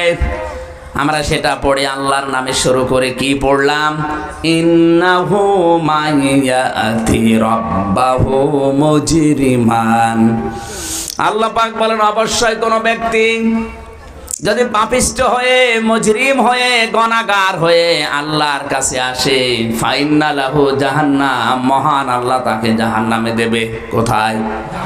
কথা বলা লাগবে। লা ইয়ামুতু ফিহা ওয়ালা ইয়াহইয়া। এই জাহান্নামে লোকটা বাঁচবেও না মরবেও না, বাঁচা মরার মাঝখানে থাকবে। এ পর্যন্ত ছিল অর্থ। এবার আসেন তো আমরা ব্যাখ্যায় যাচ্ছি। কোন মানুষ যদি মুজরিম হয়ে পাপিষ্ঠ হয়ে গুনাহগার হয়ে কার কাছে যায়? আল্লাহর কাছে। বলেন কার কাছে? তার রবের কাছে যদি হাজিরা দেয় মহান আল্লাহ তাকে জাহান্নামে দেবে। এখন আমাদের প্রশ্ন হচ্ছে জাহান্নামের স্তর, জাহান্নামের স্থান কয়টা? না, জাহান্নামের যে স্থানগুলো আছে, জাহান্নামের স্থান নেই। এই জেলার নাম হচ্ছে কক্সবাজার। এই জেলার ভেতরে অনেকগুলো স্থান আছে যার নাম নেই। ওই যে কলাতলি, এরপরে শ্রীলঙ্কা নাকি সুগন্ধা, এক একটা জায়গার এক একটা নাম নেই। এ পোড়াটা মিলে কথা বলা লাগবে ভাই। জাহান্নাম তো একটা নাম, ওর ভেতরে বিভিন্ন স্থান আছে। কোরআনে কারীম জানিয়েছে এর প্রথম স্থানের নাম হচ্ছে সাউদ। সাওরিহিকুহু সাউদা। সূরা মুদ্দাসির 17 নম্বর আয়াতে আল্লাহ বলে এই সাউদা জাহান্নামের ভেতরে একটা পাহাড়ের স্থান। কিসের? এই পাহাড়ে আল্লাহ, আমার আল্লাহ কাদেরকে তুলবে তার পরিচয় আমরা সামনে যাচ্ছি। দ্বিতীয় নম্বরে আছে গজ্জা। এটা একটা গর্ত। ফাখালাফা মিন বাদিহিম খালফুন আদাউস সালাতা ওয়াত্তাবাউস শাহাওয়াতি ফাসাফা আলকাউনা গজ্জা। কাদেরকে আল্লাহ এই জাহান্নামের এই স্থানে যেখানে গর্ত তৈরি করা আছে এখানে কাদেরকে রাখবে তার পরিচয় আছে আয়াতে। সূরা মরিয়মের 59 নম্বর আয়াত। 3 নম্বরে নাম হচ্ছে ওয়াইল। নাম কি? ওয়াইল নামে একটা স্থান আছে জাহান্নামের ভেতরে। ওয়াইল মানে তেল। অয়েল মানে কি? অয়েল জাহান্নামের একটা স্থানের নাম। নবীজি বললেন অয়েল নামে একটা জাহান্নাম আছে, স্থান আছে জাহান্নামের ভেতরে। জানো এটা কি? সাহাবীরা বললেন হুজুর এটা কি? নবীজি বললেন কেউ যদি এর উপর থেকে একটা পাথর ফেলে দেয় এর নিম্ন দেশে যেতে সময় লাগবে ৭০,০০০ বছর। নবীজি নাম বললেন পাথরের, কিসের? বলেন বলেন। নবীজি কিন্তু তুলার নাম বলেননি, ফোমের নাম বলেননি, পাথরের নাম বললেন কেন? 20 তলা বিল্ডিং এর উপর থেকে 1 কেজি পাথর আর 1 কেজি তুলা যদি ফেলে দেন, কোনটা আগে পড়বে? কেন? নবীজি পাথরের নাম বলে বোঝাতে চাইলেন কি, যে তোলা ফেলে দিলেও তো অন্তত 5-7 মিনিট সময় লাগতো, আর পাথর ফেলে দিলে মাত্র 2-3 সেকেন্ডই পড়ে যাবে। চিন্তা করে দেখো, একটা পাথর যদি 70,000 বছর লাগে ওই স্থানে যেতে, তোমারে আল্লাহ যদি ফেলে দেয় কতদিন লাগবে বলো? জাহান্নামের স্থান আমরা কয়টা পেলাম? বলেন না কেন? জাহান্নামের স্থান পেয়েছি 3টা। স্তর আছে জাহান্নামের, স্তর 7টা। জাহান্নামের যে স্তরগুলো আল্লাহ সাজিয়েছে, জাহান্নাম আমরা অনেকে মনে করি 7টা, জাহান্নাম না, জাহান্নামে একটা স্তর 7টা। এই যিনি যেখানে চাকরি করে, আলিম মাদ্রাসা না ফাজিল মাদ্রাসা, ওখানে কিন্তু আলিম পর্যন্ত পড়ালে 11টা ক্লাস আছে, 11টা দরজা আছে। যে যেই ক্লাসে পড়ে ওই দরজা দিয়ে সে প্রবেশ করে, কিন্তু পুরাটা মিলেই তো মাদ্রাসা। ওই 11টা ক্লাসে 11টা ক্লাসের দরজা আলাদা আলাদা থাকলে অসুবিধা নেই। নাম বলেন না কেন? নাম তো মাদ্রাসায়, জাহান্নাম তো নাম, কিন্তু স্তর আছে, দরজা আছে। আমার আল্লাহ বানিয়েছেন 7টা। দুনিয়ায় যে যেই ধরনের কাজ করবে আল্লাহ তাকে ওই দরজা দিয়ে ওই স্তরে পৌঁছিয়ে দেবে। এখন আপনার আজকের আলোচনায় বোঝার বিষয় হচ্ছে আপনি কোন দরজা দিয়ে যাচ্ছেন, একটু শোনেন। এখন যদি বলেন আমি জাহান্নামে যাব না, আপনাকে আমি যেতে বলছি না। আমি বলার পরে দেখবেন আপনি অলরেডি দাঁড়িয়ে আছেন যে কোনো এক দরজার সামনে। জাহান্নামের যে দরজাগুলো, স্তরগুলো আমি পেয়েছি পড়া কোরআনে। 1 নম্বরে নাম তার জাহান্নাম, নাম কি? 2 নম্বরে নাম হচ্ছে লাজা, 3 নম্বরে নাম হতামা, 4 নম্বরে নাম হচ্ছে জাহিম, 5 নম্বরে নাম হচ্ছে সাঈর, 6 নম্বরে নাম হচ্ছে সাকার, 7 নম্বরে নাম হচ্ছে হাওবিয়া। এবার আসেন কোন দরজার সামনে আপনি দাঁড়িয়ে আছেন, এবার মিলাবেন না বলবো না? বললে কিন্তু ধরা খাবে। আমি ধরা খেয়ে যাব। আমি যদি ধরাও খাই, এই মুহূর্তে আমরা যেন এই দরজা থেকে ঘুরে আল্লাহর জান্নাতের যে 7টা স্তর আছে, 8টা আছে, ওখানে যেন সে হাজির হতে পারি। 1 নম্বরে নাম বলেছিলাম জাহান্নাম, নাম কি?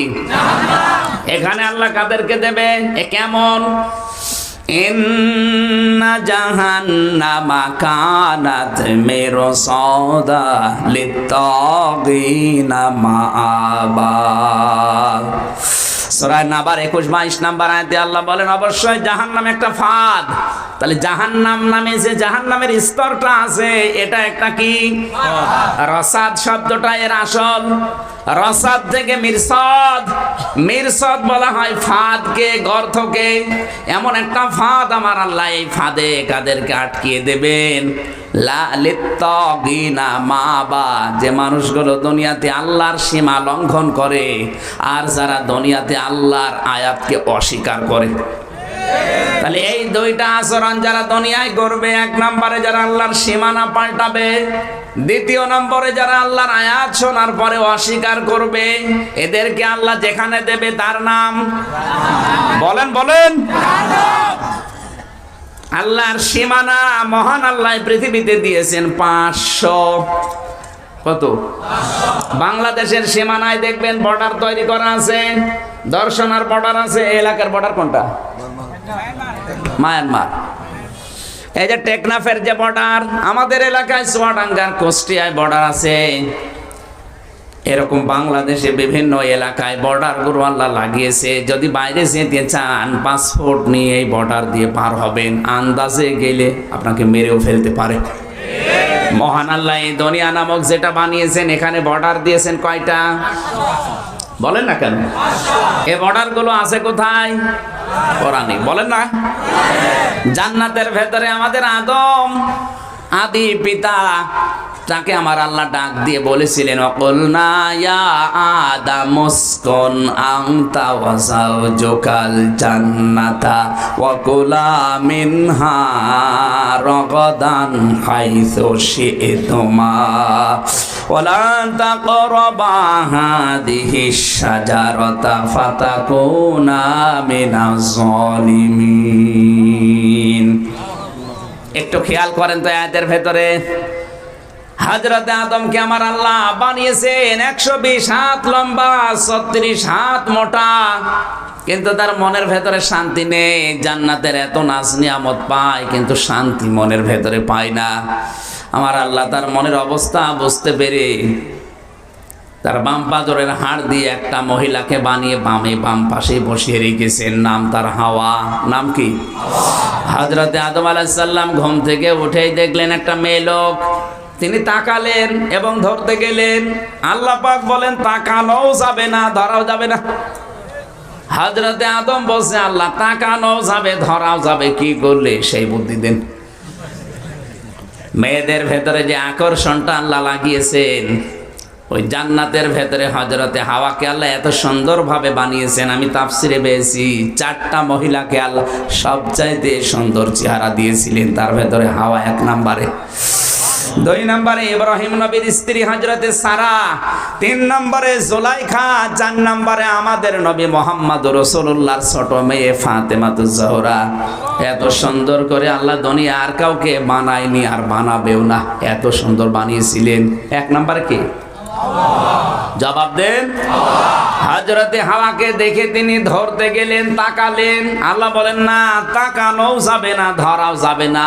ধরা তাকানো যাবে যদি বিয়ে করো, তাহলে বিয়ের আগে কোনো মেয়ে লোকের দিকে ওই নজর দিয়ে তাকানো জায়েজ? কথা বলে না কেন? নবীকে যদি এ কথা বলতে পারে, তা আদম নবী আবুল বাশার তার সন্তানদের ব্যাপারে আলাদা। বিয়ের আগে আপনি কোন নজরে তাকিয়ে আছেন? বলো হুজুর আমি ভালো নজরে তাকাই। আরে শয়তান, তোর নজর কত ভালো। গতকালকের আগের যে রাত গেল, বাংলাদেশের কোন জেলায় যদি গোনা না হয়, কক্সবাজারে গোনা হয়নি। এরা তো 180 মাইল বেগে চালাচ্ছে। সারা দেশের গোনা মানুষ এসে এই জেলায় করে, এমন একটা জেলা আল্লাহ বানিয়েছে। আল্লাহ আপনাদের মাফ করবে কি দিয়ে? এইটা দিয়েই তো আপনাদের রুজি রুটি।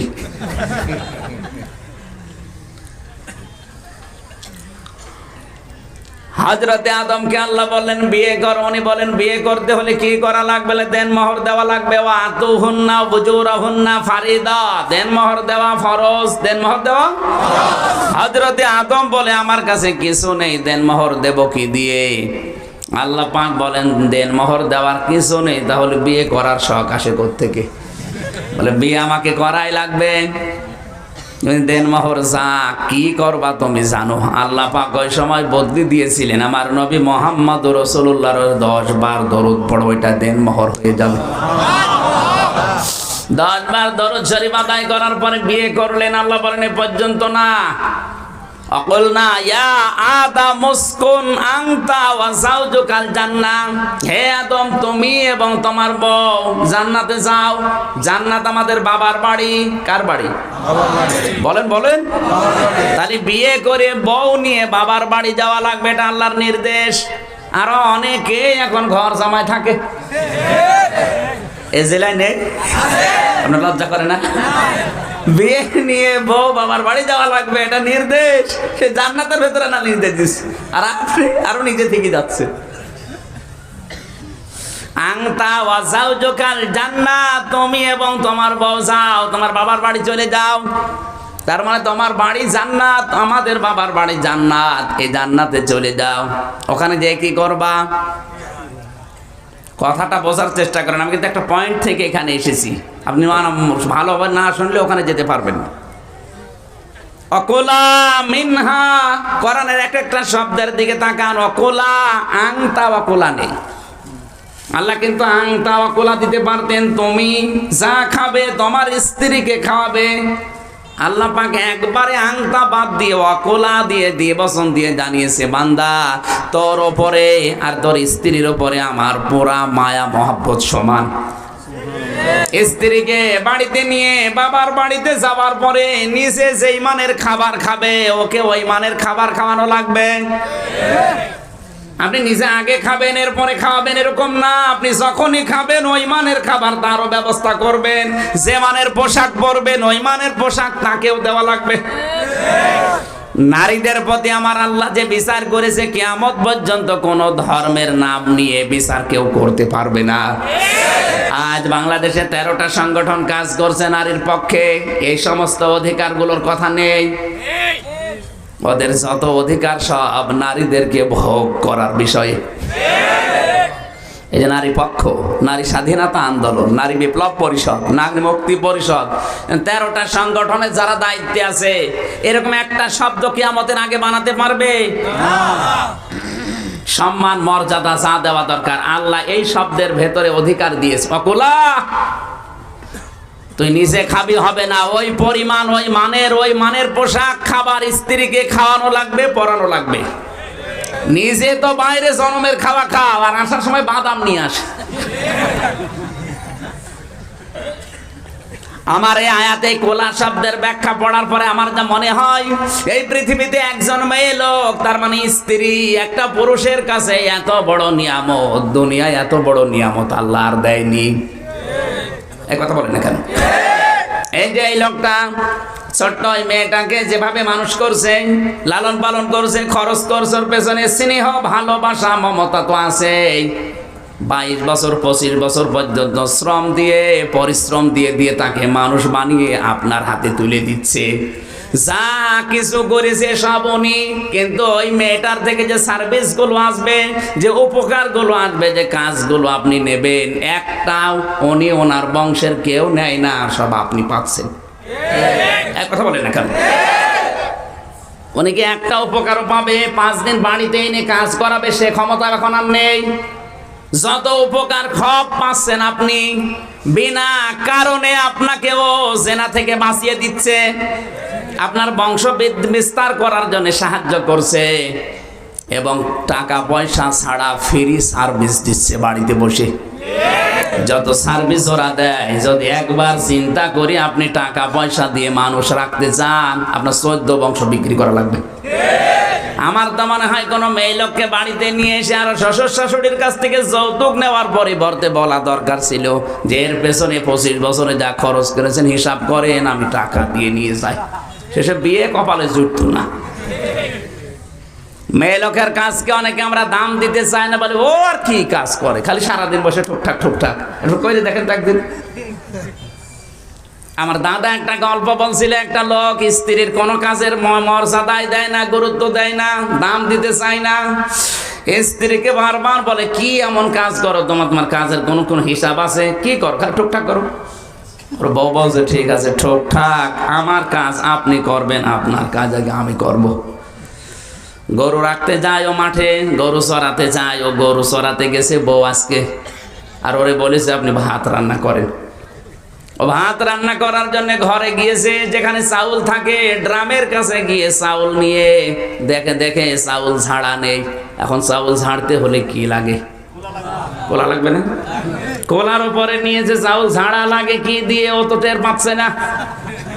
চাউল না ঝেড়ে ওইভাবে বসে আছে। দুপুর বেলা গরু চড়ানোর পরে যখন এসে বলছে কই খাবার কই, তোমার মতো বজ্জাত মহিলা নিয়ে সংসার করা যায় কেন? আরে কোলার নিচে যে টক টক করে আওয়াজ হয়, সে কাঠি কই? ও কাঠি খুঁজে বেড়াচ্ছে। লোকের কাজের যে দাম দেন না আপনি পারবেন, আর বাকিগুলো নাই বললাম, একটা কাজও করার মতো যোগ্যতা আপনার নেই। যখন মেসে ছিলাম বিশ্ববিদ্যালয়ে, মাঝে মাঝে খাবার আমি রান্না করে খেয়ে দেখেছি যে কি যন্ত্রণা, বারবার চুলা লিবে যায়, এ চোখের ভেতরে ধোঁয়া লাগে, আর মনে হয় আল্লাহ বিয়ে এখনই করব। কি যে যন্ত্রণা রান্না করা। মেয়ে লোকের কাজের দাম দেওয়া লাগবে, ওদের মর্যাদা সম্মান আল্লাহ সমান সমান করে দিচ্ছে। কোলা আংতা ও কোলা দিলেন না কেন? মেয়েরা যদি জানতো তাদের অধিকার কি, তাদের মর্যাদা, তাদের সম্মান, হক কি, ওরা ওই হক আদায় করার জন্য রাজপথে মিছিল বের করত। অনেক সম্মান আল্লাহ আপনাকে দিয়েছে, আপনি সে সম্মান টের পাচ্ছেন না, তাই নিজেকে বিলিয়ে দিয়েছেন। আদম নবীকে আল্লাহ বললেন সে তো নিজে খাবে না, অকলা নিজে যা খাবে বউকে খাওয়াবে এ পর্যন্ত না, অকলা মিনহা রগদান হাইসো সে তোমা, বাড়িতে নিয়ে যে বউকে একেবারে আটকে রাখবে তালা দিয়ে না, মাঝে মাঝে তাকে বেড়াতে নিয়ে যাও, যেখানে ইচ্ছা যাও, যা ইচ্ছা খাও। তার মানে কি আপনাকে বউ নিয়ে মাঝে মাঝে পিকনিক করা লাগবে, দৌড় দেওয়া লাগবে। বিশ্বনবী নিজে এ আয়াত মেনেছিলেন, আয়েশাকে নিয়ে রাতের বেলা দৌড়াতেন। ঠিক বলছেন, জীবনে দৌড় দিয়েছেন? আন্দাজে ঠিক বলছে, ইল্লাছেন বলবে হ্যাঁ হুজুর আমি দৌড়িয়েছি, নিজের বউ নিয়ে না অন্যের বউ নিয়ে। না, অনেকে তো কক্সবাজারে দৌড়ায় নিজের বউ নিয়ে। সেই বিশেষে দেখবেন, আমার মনে হয় এখনো যদি যে কেউ পরীক্ষা করে যারা আজ দৌড়াচ্ছে হাত ধরে, 100টার প্রায় 95টা নিজের বউ ছাড়া। নাকি বেশি বলে ফেললাম? নবীজি দৌড়াতেন লোকের বউর সাথে না নিজের বউ? বলেন বলেন। আল্লাহর নবী বলেন আমার কাছে সবচাইতে বেশি 3টা জিনিস ভালো লাগতো, একটা হচ্ছে নামাজ, আর একটা সুগন্ধি, আর একটা আমার নিজের স্ত্রী। শব্দের দিকে খেয়াল করেন, আমার নিজের স্ত্রী আমার কাছে ভালো লাগতো। আজ আমাদের ভেতরে ওই মনটা তৈরি হয়নি, এই জন্য আমাদের কাছেও বউ ভালো লাগেনি, যেটা বাদ দিয়ে অন্যেরটা। আর এই কারণেই অধিকাংশ মানুষ নিজের বউ থাকার পরও পরকীয়া প্রেম করে। না এলাকায় সব নেই? পরকীয়া প্রেম করলে আপনার শাস্তি হবে দুনিয়ায় 3টা। 1 নাম্বার আপনার চেহারার উজ্জ্বলতা আল্লাহ নষ্ট করে দেবে, 2 নাম্বারে আপনার হায়াত আল্লাহ কমিয়ে দেবে, 3 নাম্বারে রিজিকের অভাব আল্লাহ দুনিয়ায় দিয়ে দেবে। রিজিক মানে শুধু খাবার দাবার না, রিজিকের স্তরগুলো আল্লাহ সাজিয়েছেন 4টা। তাফসিরে মাযহারি আল্লামা সানাউল্লাহ পানিপতি রহমতুল্লাহ আলাইহি বলেন রিজকের স্তরগুলো আছে 4টা। 1 নম্বরে সর্বনিম্ন স্তর রিজকের, এটা হচ্ছে টাকা পয়সা অর্থ সম্পদ। 2 নম্বর সর্বোচ্চ স্তর, এটা হচ্ছে সুস্থতা। 3 নম্বর হচ্ছে সর্বোত্তম স্তর, এটা হচ্ছে নেককার স্ত্রী আর পরিশুদ্ধ সন্তান। আর 4 নম্বর হচ্ছে পরিপূর্ণ স্তর রিজকের, এটার ভেতরে আছে আল্লাহর সন্তুষ্টি এবং রেজাবন্দি। ধরে বলেন সুবহানাল্লাহ। এজন্য নেককার স্ত্রী পাওয়া, তাকে ভালোবাসা, মহব্বত করা। আল্লাহর নবী কোন হাদিসে পেয়েছি, কোন লোক যদি তার স্ত্রীর দিকে মহব্বতের নজরে তাকায়, যেভাবে তাকাবে চোখের গোনাগুলো আল্লাহ ঝরিয়ে দেবে। যদি হাত চেপে ধরে, হাতের ভেতর দিয়ে সগীরা গুনাহ আল্লাহ ঝরিয়ে দেবে। জোরে বলেন সুবহানাল্লাহ। হযরতে আদমকে আল্লাহ বললেন স্ত্রীকে নিয়ে বেড়াতে যাবে, আনন্দ ফুর্তি করবে, কিন্তু সাবধান, ওয়ালা তাকরাবা হাযিহিস শাজারা, এই গাছের কাছে যাবে না। এই গাছ কোন গাছ? না না, যে জন্মের পর থেকে আমি এটা জানি যে এই গাছ মানে জান্নাতের ভেতর ওই গন্ধম গাছ। এটা যদি শুধু গন্ধম গাছ উদ্দেশ্য হবে, তাহলে আয়াত দুনিয়ায় দেওয়ার দরকার কি? আল্লাহ তাআলা এখানে গন্ধম গাছ বলতে বোঝাতে চেয়েছেন এটা আল্লাহর নির্ধারিত সীমারেখা, বর্ডার। দুনিয়ায় বউ নিয়ে সংসার করতে হলে এরকম বহু বর্ডার তোমার সামনে, আল্লাহর বর্ডার গুলো আসবে। আনন্দ ফুর্তি করবা, এদিকে ওদিকে যাবা, বেড়াতে যাবা, কিন্তু সাবধান, আল্লাহর নির্ধারিত বর্ডার যেন পার হবা না। আপনি বিবাহ অনুষ্ঠানে গিয়েছেন এমন একটা জায়গায় যেখানে গেলে নিজেরও পর্দা থাকে না, বড়ও পর্দা থাকে না, ওইরকম বিবাহ অনুষ্ঠানে আপনি যেতে পারবেন না, কারণ ওটা পর্দা, ওটা একটা বর্ডার। ও বর্ডার কার? বলেন বলেন। এমন একটা অনুষ্ঠানে গিয়েছেন যে অনুষ্ঠানে যাওয়ার পরে আপনার নিজের পর্দা নেই, নাম দিয়েছে শিশু মেলা। শিশু নেই, শুধু শিশুর খালার আর মামারা। খালা আর মামা অ্যাক্সিডেন্ট হয় না, হয় না? তো ওই রকম জায়গায় গেলে আপনার বড় অ্যাক্সিডেন্ট হবে। ঠাকুরগাঁও বাংলাদেশের একটা জেলা। গত বছরের আগে আল্লাহর এক বান্দি, আমি নাম নিলাম না, এমন একটা যৌন উত্তেজনামূলক গান ওখানে পরিবেশন করেছে। এক বন্ধু বলছিল যে আমার মামা আর মামি গেছে ওই গান শোনার জন্যে। গান শেষ হওয়ার পরে বিদ্যুৎ চলে গেছে যখন, তখন মামা তাকিয়ে দেখে ওর হাতে ওর মামি আর নেই। কোথায় গেল মামি? ফেরেশতারা নিয়ে গেছে। শুধু এতটুকু হলে তো হয়, মামা ওর শরীরের দিকে তাকিয়ে দেখছে মামার প্যান্ট নেই, এমন চাপাচাপি খুলে নিয়ে চলে গিয়েছে। তো এরকম অনুষ্ঠানে গেলে আপনারও নির্ধারিত বর্ডার ঠিক থাকে না, আপনার বড় বর্ডার থাকে না, ওখানে নিয়ে আনন্দ করা যাবে না। কথা বুঝতেছেন? তাহলে বউ নিয়ে বেড়ানো জায়েজ আছে না নেই? কিন্তু এমন জায়গায় যেতে পারবেন না যেখানে গেলে বর্ডার ক্রস হয়ে যায়। আল্লাহ জান্নাতের ভেতরে আমাদের আদি পিতা আর মাতাকে দিয়ে শিক্ষা দিচ্ছেন, ওই বউ নিয়ে বাড়ি যা, যা পাবি খাবি, ওকে খাওয়াবি, আনন্দ ফুর্তি করবি, বেড়াবি, কিন্তু সাবধান, আল্লাহর নির্ধারিত সীমা রেখা বর্ডার যেন ক্রস না হয়। যদি ক্রস হয়ে যায় ফাতাকুনা, টান আছে না একালে, ফাতাকুনা মিনাজ জালিমিন, দুইজনই জালিম হয়ে যাবে। এই জন্য জাহান্নাম যেটা আল্লাহ বানিয়েছে সূরা নাবারে 21-22 নাম্বার আয়াত অনুযায়ী আমরা যেটা বুঝলাম, জাহান্নামে এই স্তরে আল্লাহ তাদেরকে দরজা দিয়ে প্রবেশ করাবে যেই মানুষগুলো আল্লাহর সীমা রেখা লঙ্ঘন করে দুনিয়ায় চলে, এদেশে এখন নেই। মা বা 2 নাম্বার যারা আল্লাহর বিধানকে জানার পর অস্বীকার করে, এটা দিন দিন এখন বেড়ে যাচ্ছে। এক একটা শব্দে লক্ষ লক্ষ কথা লুকিয়ে আছে, যত গবেষণা করবেন, যত টান দেবেন, তত বের হবে।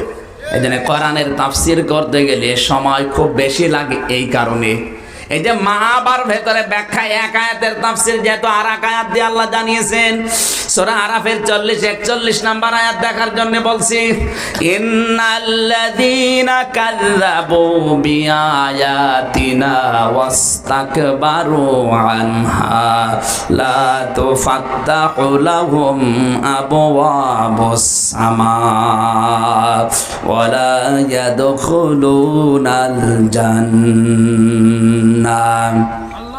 আছেন তো আপনারা?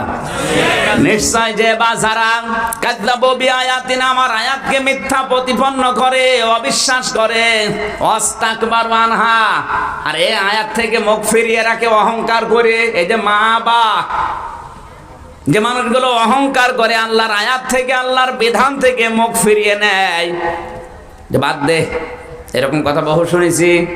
এই কথাগুলো যারা মুখ থেকে কথা শোনার পরে, কোরআনের কথা শোনার পরে বলে, আল্লাহ পাক বলেন লা তুফাত্তাহু লাহুম, এদের জন্য খোলা হচ্ছে না, হবে না।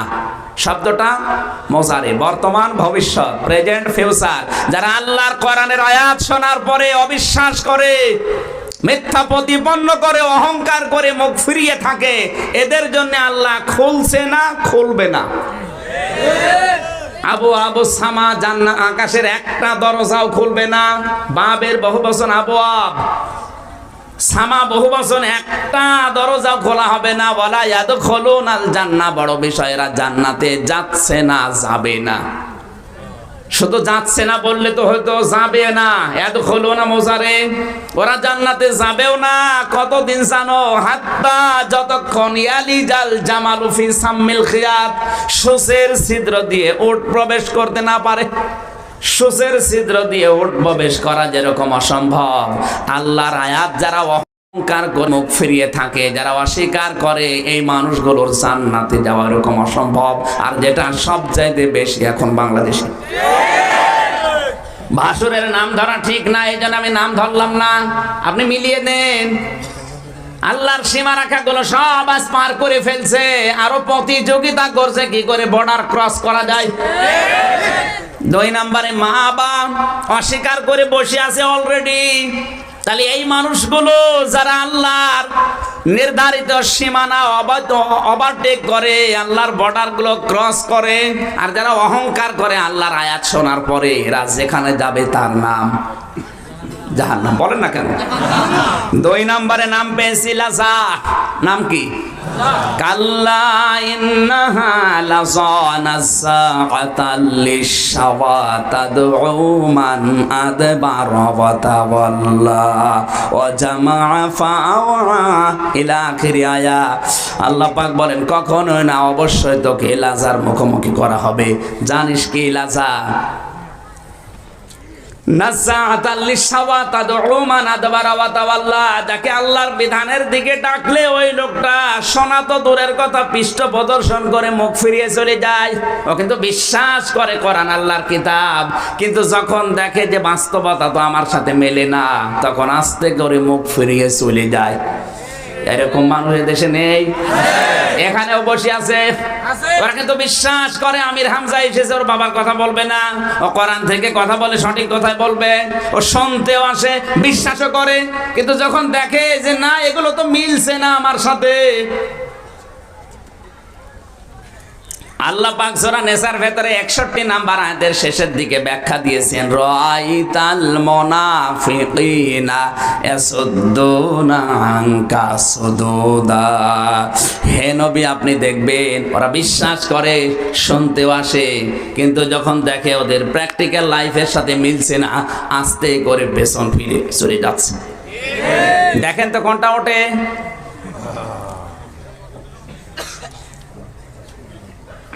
আমরা সময় কি 11টায় শেষ করা লাগবে না?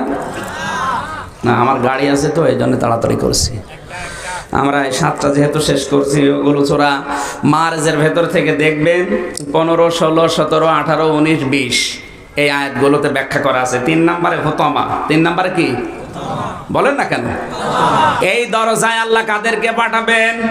হুতামার ভেতরে আমি যাদের নাম পেয়েছি প্রায় 3 প্রকার মানুষের নাম আছে। ওয়াইলুল লিকুল্লি হুমাযাতিল লুমাযা, যারা সামনে পেছনে মানুষের গীবত করে, মানুষকে ছোট করে।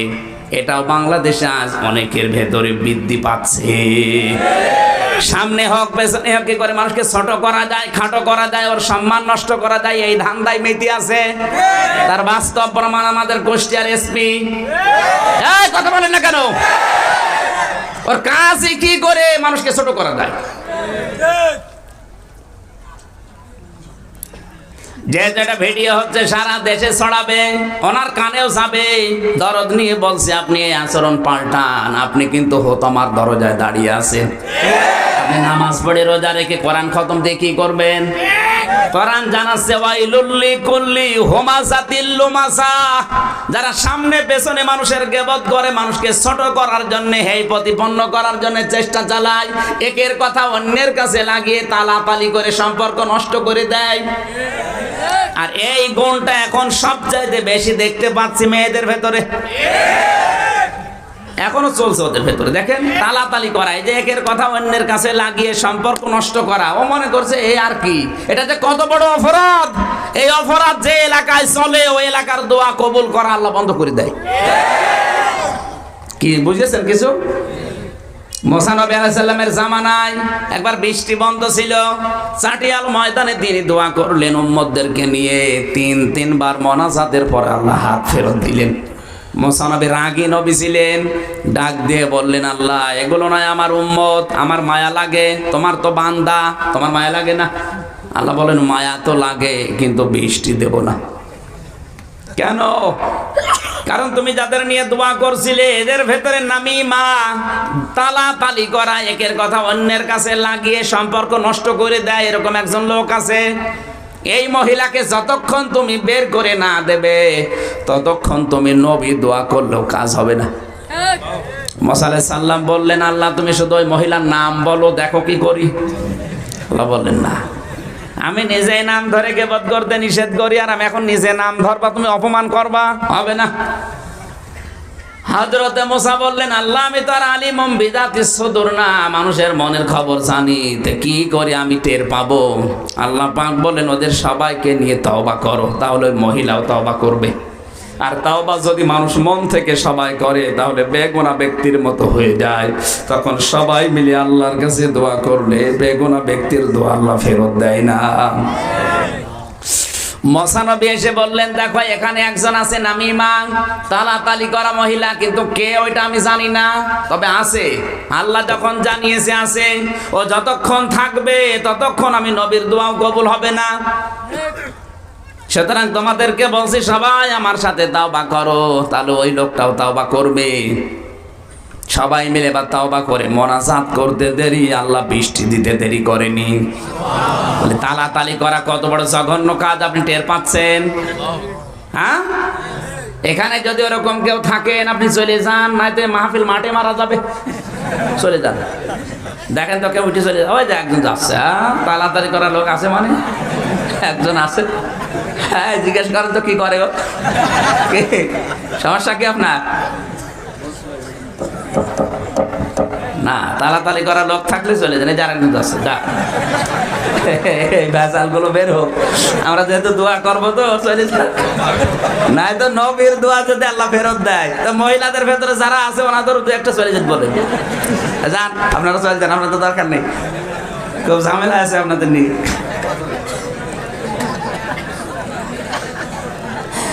এই 3 নম্বরে আমরা ওইদিকে ব্যাখ্যা, আসলে এখন তো সময় আরো আগে উঠলে ভালো হতো। আমরা 2 নম্বরে আল্লাহ জানিয়েছেন আল্লাযী জামা মালা ওয়া আদ্দাদা, যারা মাল সম্পদ জমা করে আর বারবার গণনা করে। এখন মাল কাকে বলে? মাল মানে আমাদের অর্থমন্ত্রী আগে ছিল আবুল মাল, নাকি এখন যেটা কামাল? মাল শব্দের ব্যাখ্যা 9টা। আমি তাফসিরের ভেতরে মাল শব্দের ব্যাখ্যা পেয়েছি 9টা। তার 1 নম্বরে মাল মানে টাকা পয়সা, মাল মানে অর্থ সম্পদ, মাল মানে অস্ত্র শস্ত্র, মাল মানে প্রভাব প্রতিপত্তি, মাল মানে রাষ্ট্রীয় চেয়ার, মাল মানে নেককার স্ত্রী। আদ-দুনিয়া কুল্লুহা মাতাউন ওয়া খায়রু মাতা'id দুনিয়া ইমরাতুস সালিহা। এই পৃথিবীর সব কিছুই মাল, এর ভেতরে উত্তম মাল, উত্তম সম্পদ হচ্ছে নেককার আল্লাহওয়ালা মেয়ে মানুষ। এখন নেককার আল্লাহওয়ালা মেয়ে মানুষ যদি হতে হয়, ওনাদেরকে যদি আল্লাহর দরবারে শ্রেষ্ঠ সম্পদ, শ্রেষ্ঠ মাল হতে হয়, 4টা গুণ অর্জন করা লাগবে। কয়টা? আরো সরে বলেন। তিরমিজি শরীফের 3272 নম্বর হাদিস, আল্লাহর নবী বলেন, কোন মহিলার ভেতরে যদি 4টা গুণ থাকে তাহলে ওইটা নেককার আল্লাহওয়ালা মেয়ে মানুষ, ওর জন্য জান্নাতের 8টা দরজায় খোলা থাকবে। 1 নম্বরে স্বামীকে দেখলেই আনন্দ দেবে, যে কোনো কায়দায়, অঙ্গভঙ্গি দিয়ে হোক, কথাবার্তার দিয়ে হোক, দরকার কাঁতো কুতো দেবে, অসুবিধা কি? কোনো অসুবিধা।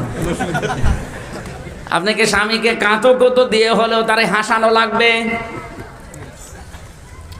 আর আমাদের এই যে মেম্বার নাসির মেম্বারও মানে কাঁতো কুতো দেওয়া লাগে না, এমনি হাসি,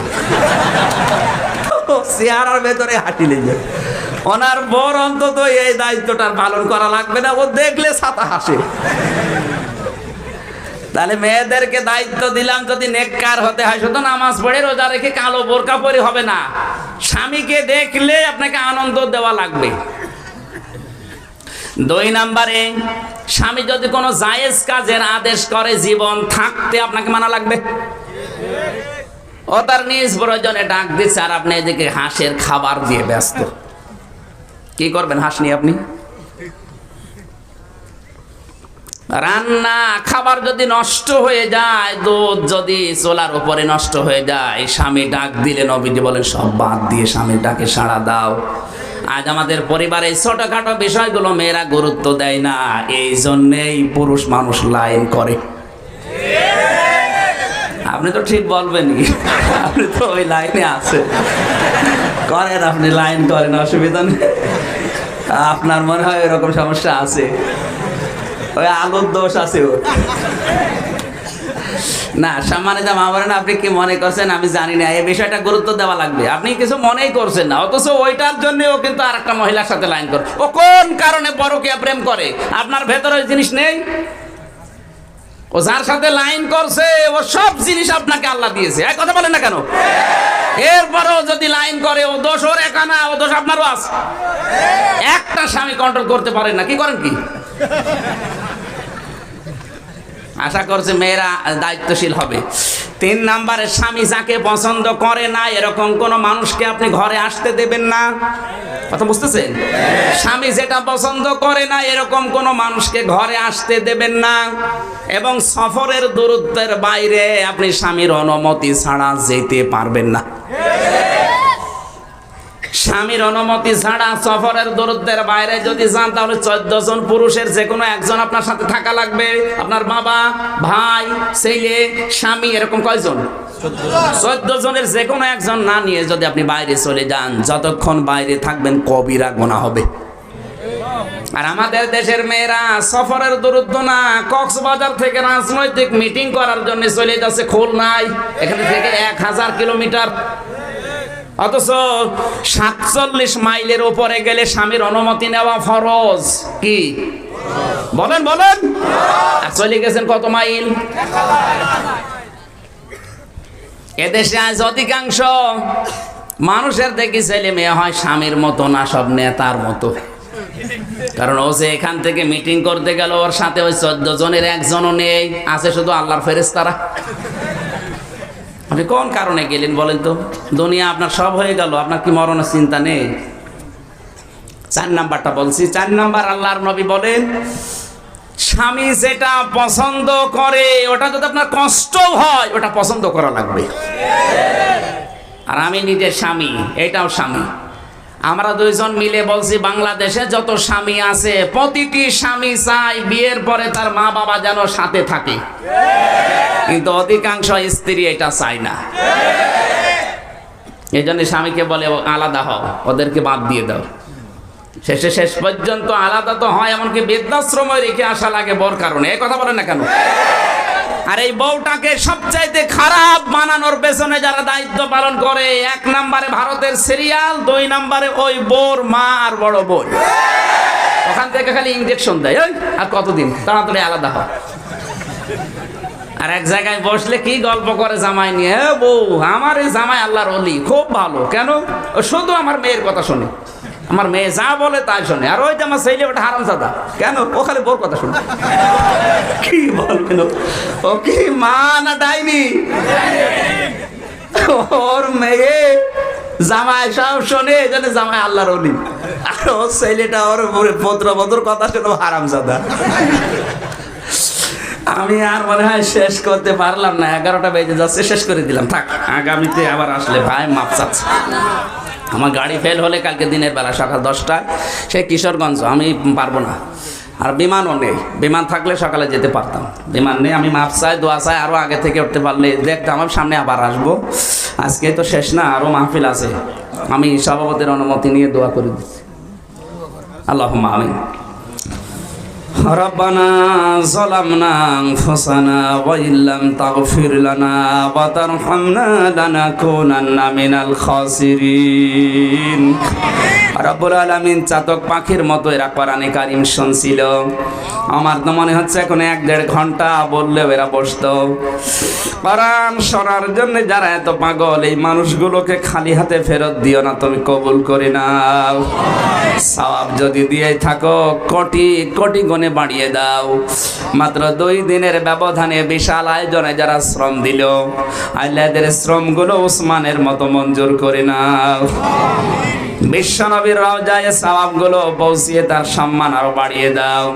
যত মানুষ কবরে আছে, আল্লাহ ঈমান নিয়ে তাদেরকে মাফ করে দাও। মা বাপ যারা হারিয়ে ফেলেছে, আমাদের মা বাপকে ক্ষমা করো। আল্লাহ তাআলা এই মাহফিলের আয়োজন করতে গিয়ে তোমার যে যুবক বান্দারা 12 বছর একাধারে কাজ করছে, এই যুবকদেরকে যে মা পেটে নিয়েছে, মায়ের পেট তুমি খাদিজার মতো বানিয়ে দাও। সম্মানিত মা বোনেরা পর্দার আড়ালে বসে আছে, এদেরকে আয়েশার মতো, ফাতেমার মতো জীবন দিয়ে দাও। অনেকের স্বামী অবাধ্য আছে, বাধ্য করে দাও। সন্তান যাদের অবাধ্য আছে, বাধ্য বানিয়ে দাও। রব্বুল আলামিন মাওলানা আব্দুর রহিম, আল্লাহ তাআলা বন্ধ মানুষ, তুমি তার বাবাকে ক্ষমা করে দাও। তার স্ত্রী, পুত্র, সন্তান আদি তার মা সহ দুনিয়ায় যারা আছে, তাদেরকে হায়াতে তাজ্জিবা সিহাতে কল্লিয়া দান করো। আজকে আমাদের হাজার হাজার আলেমের উস্তাদ আমার ডান পাশে বসা শ্রদ্ধাভাজন উস্তাদকে তুমি মঞ্জুর করে নাও।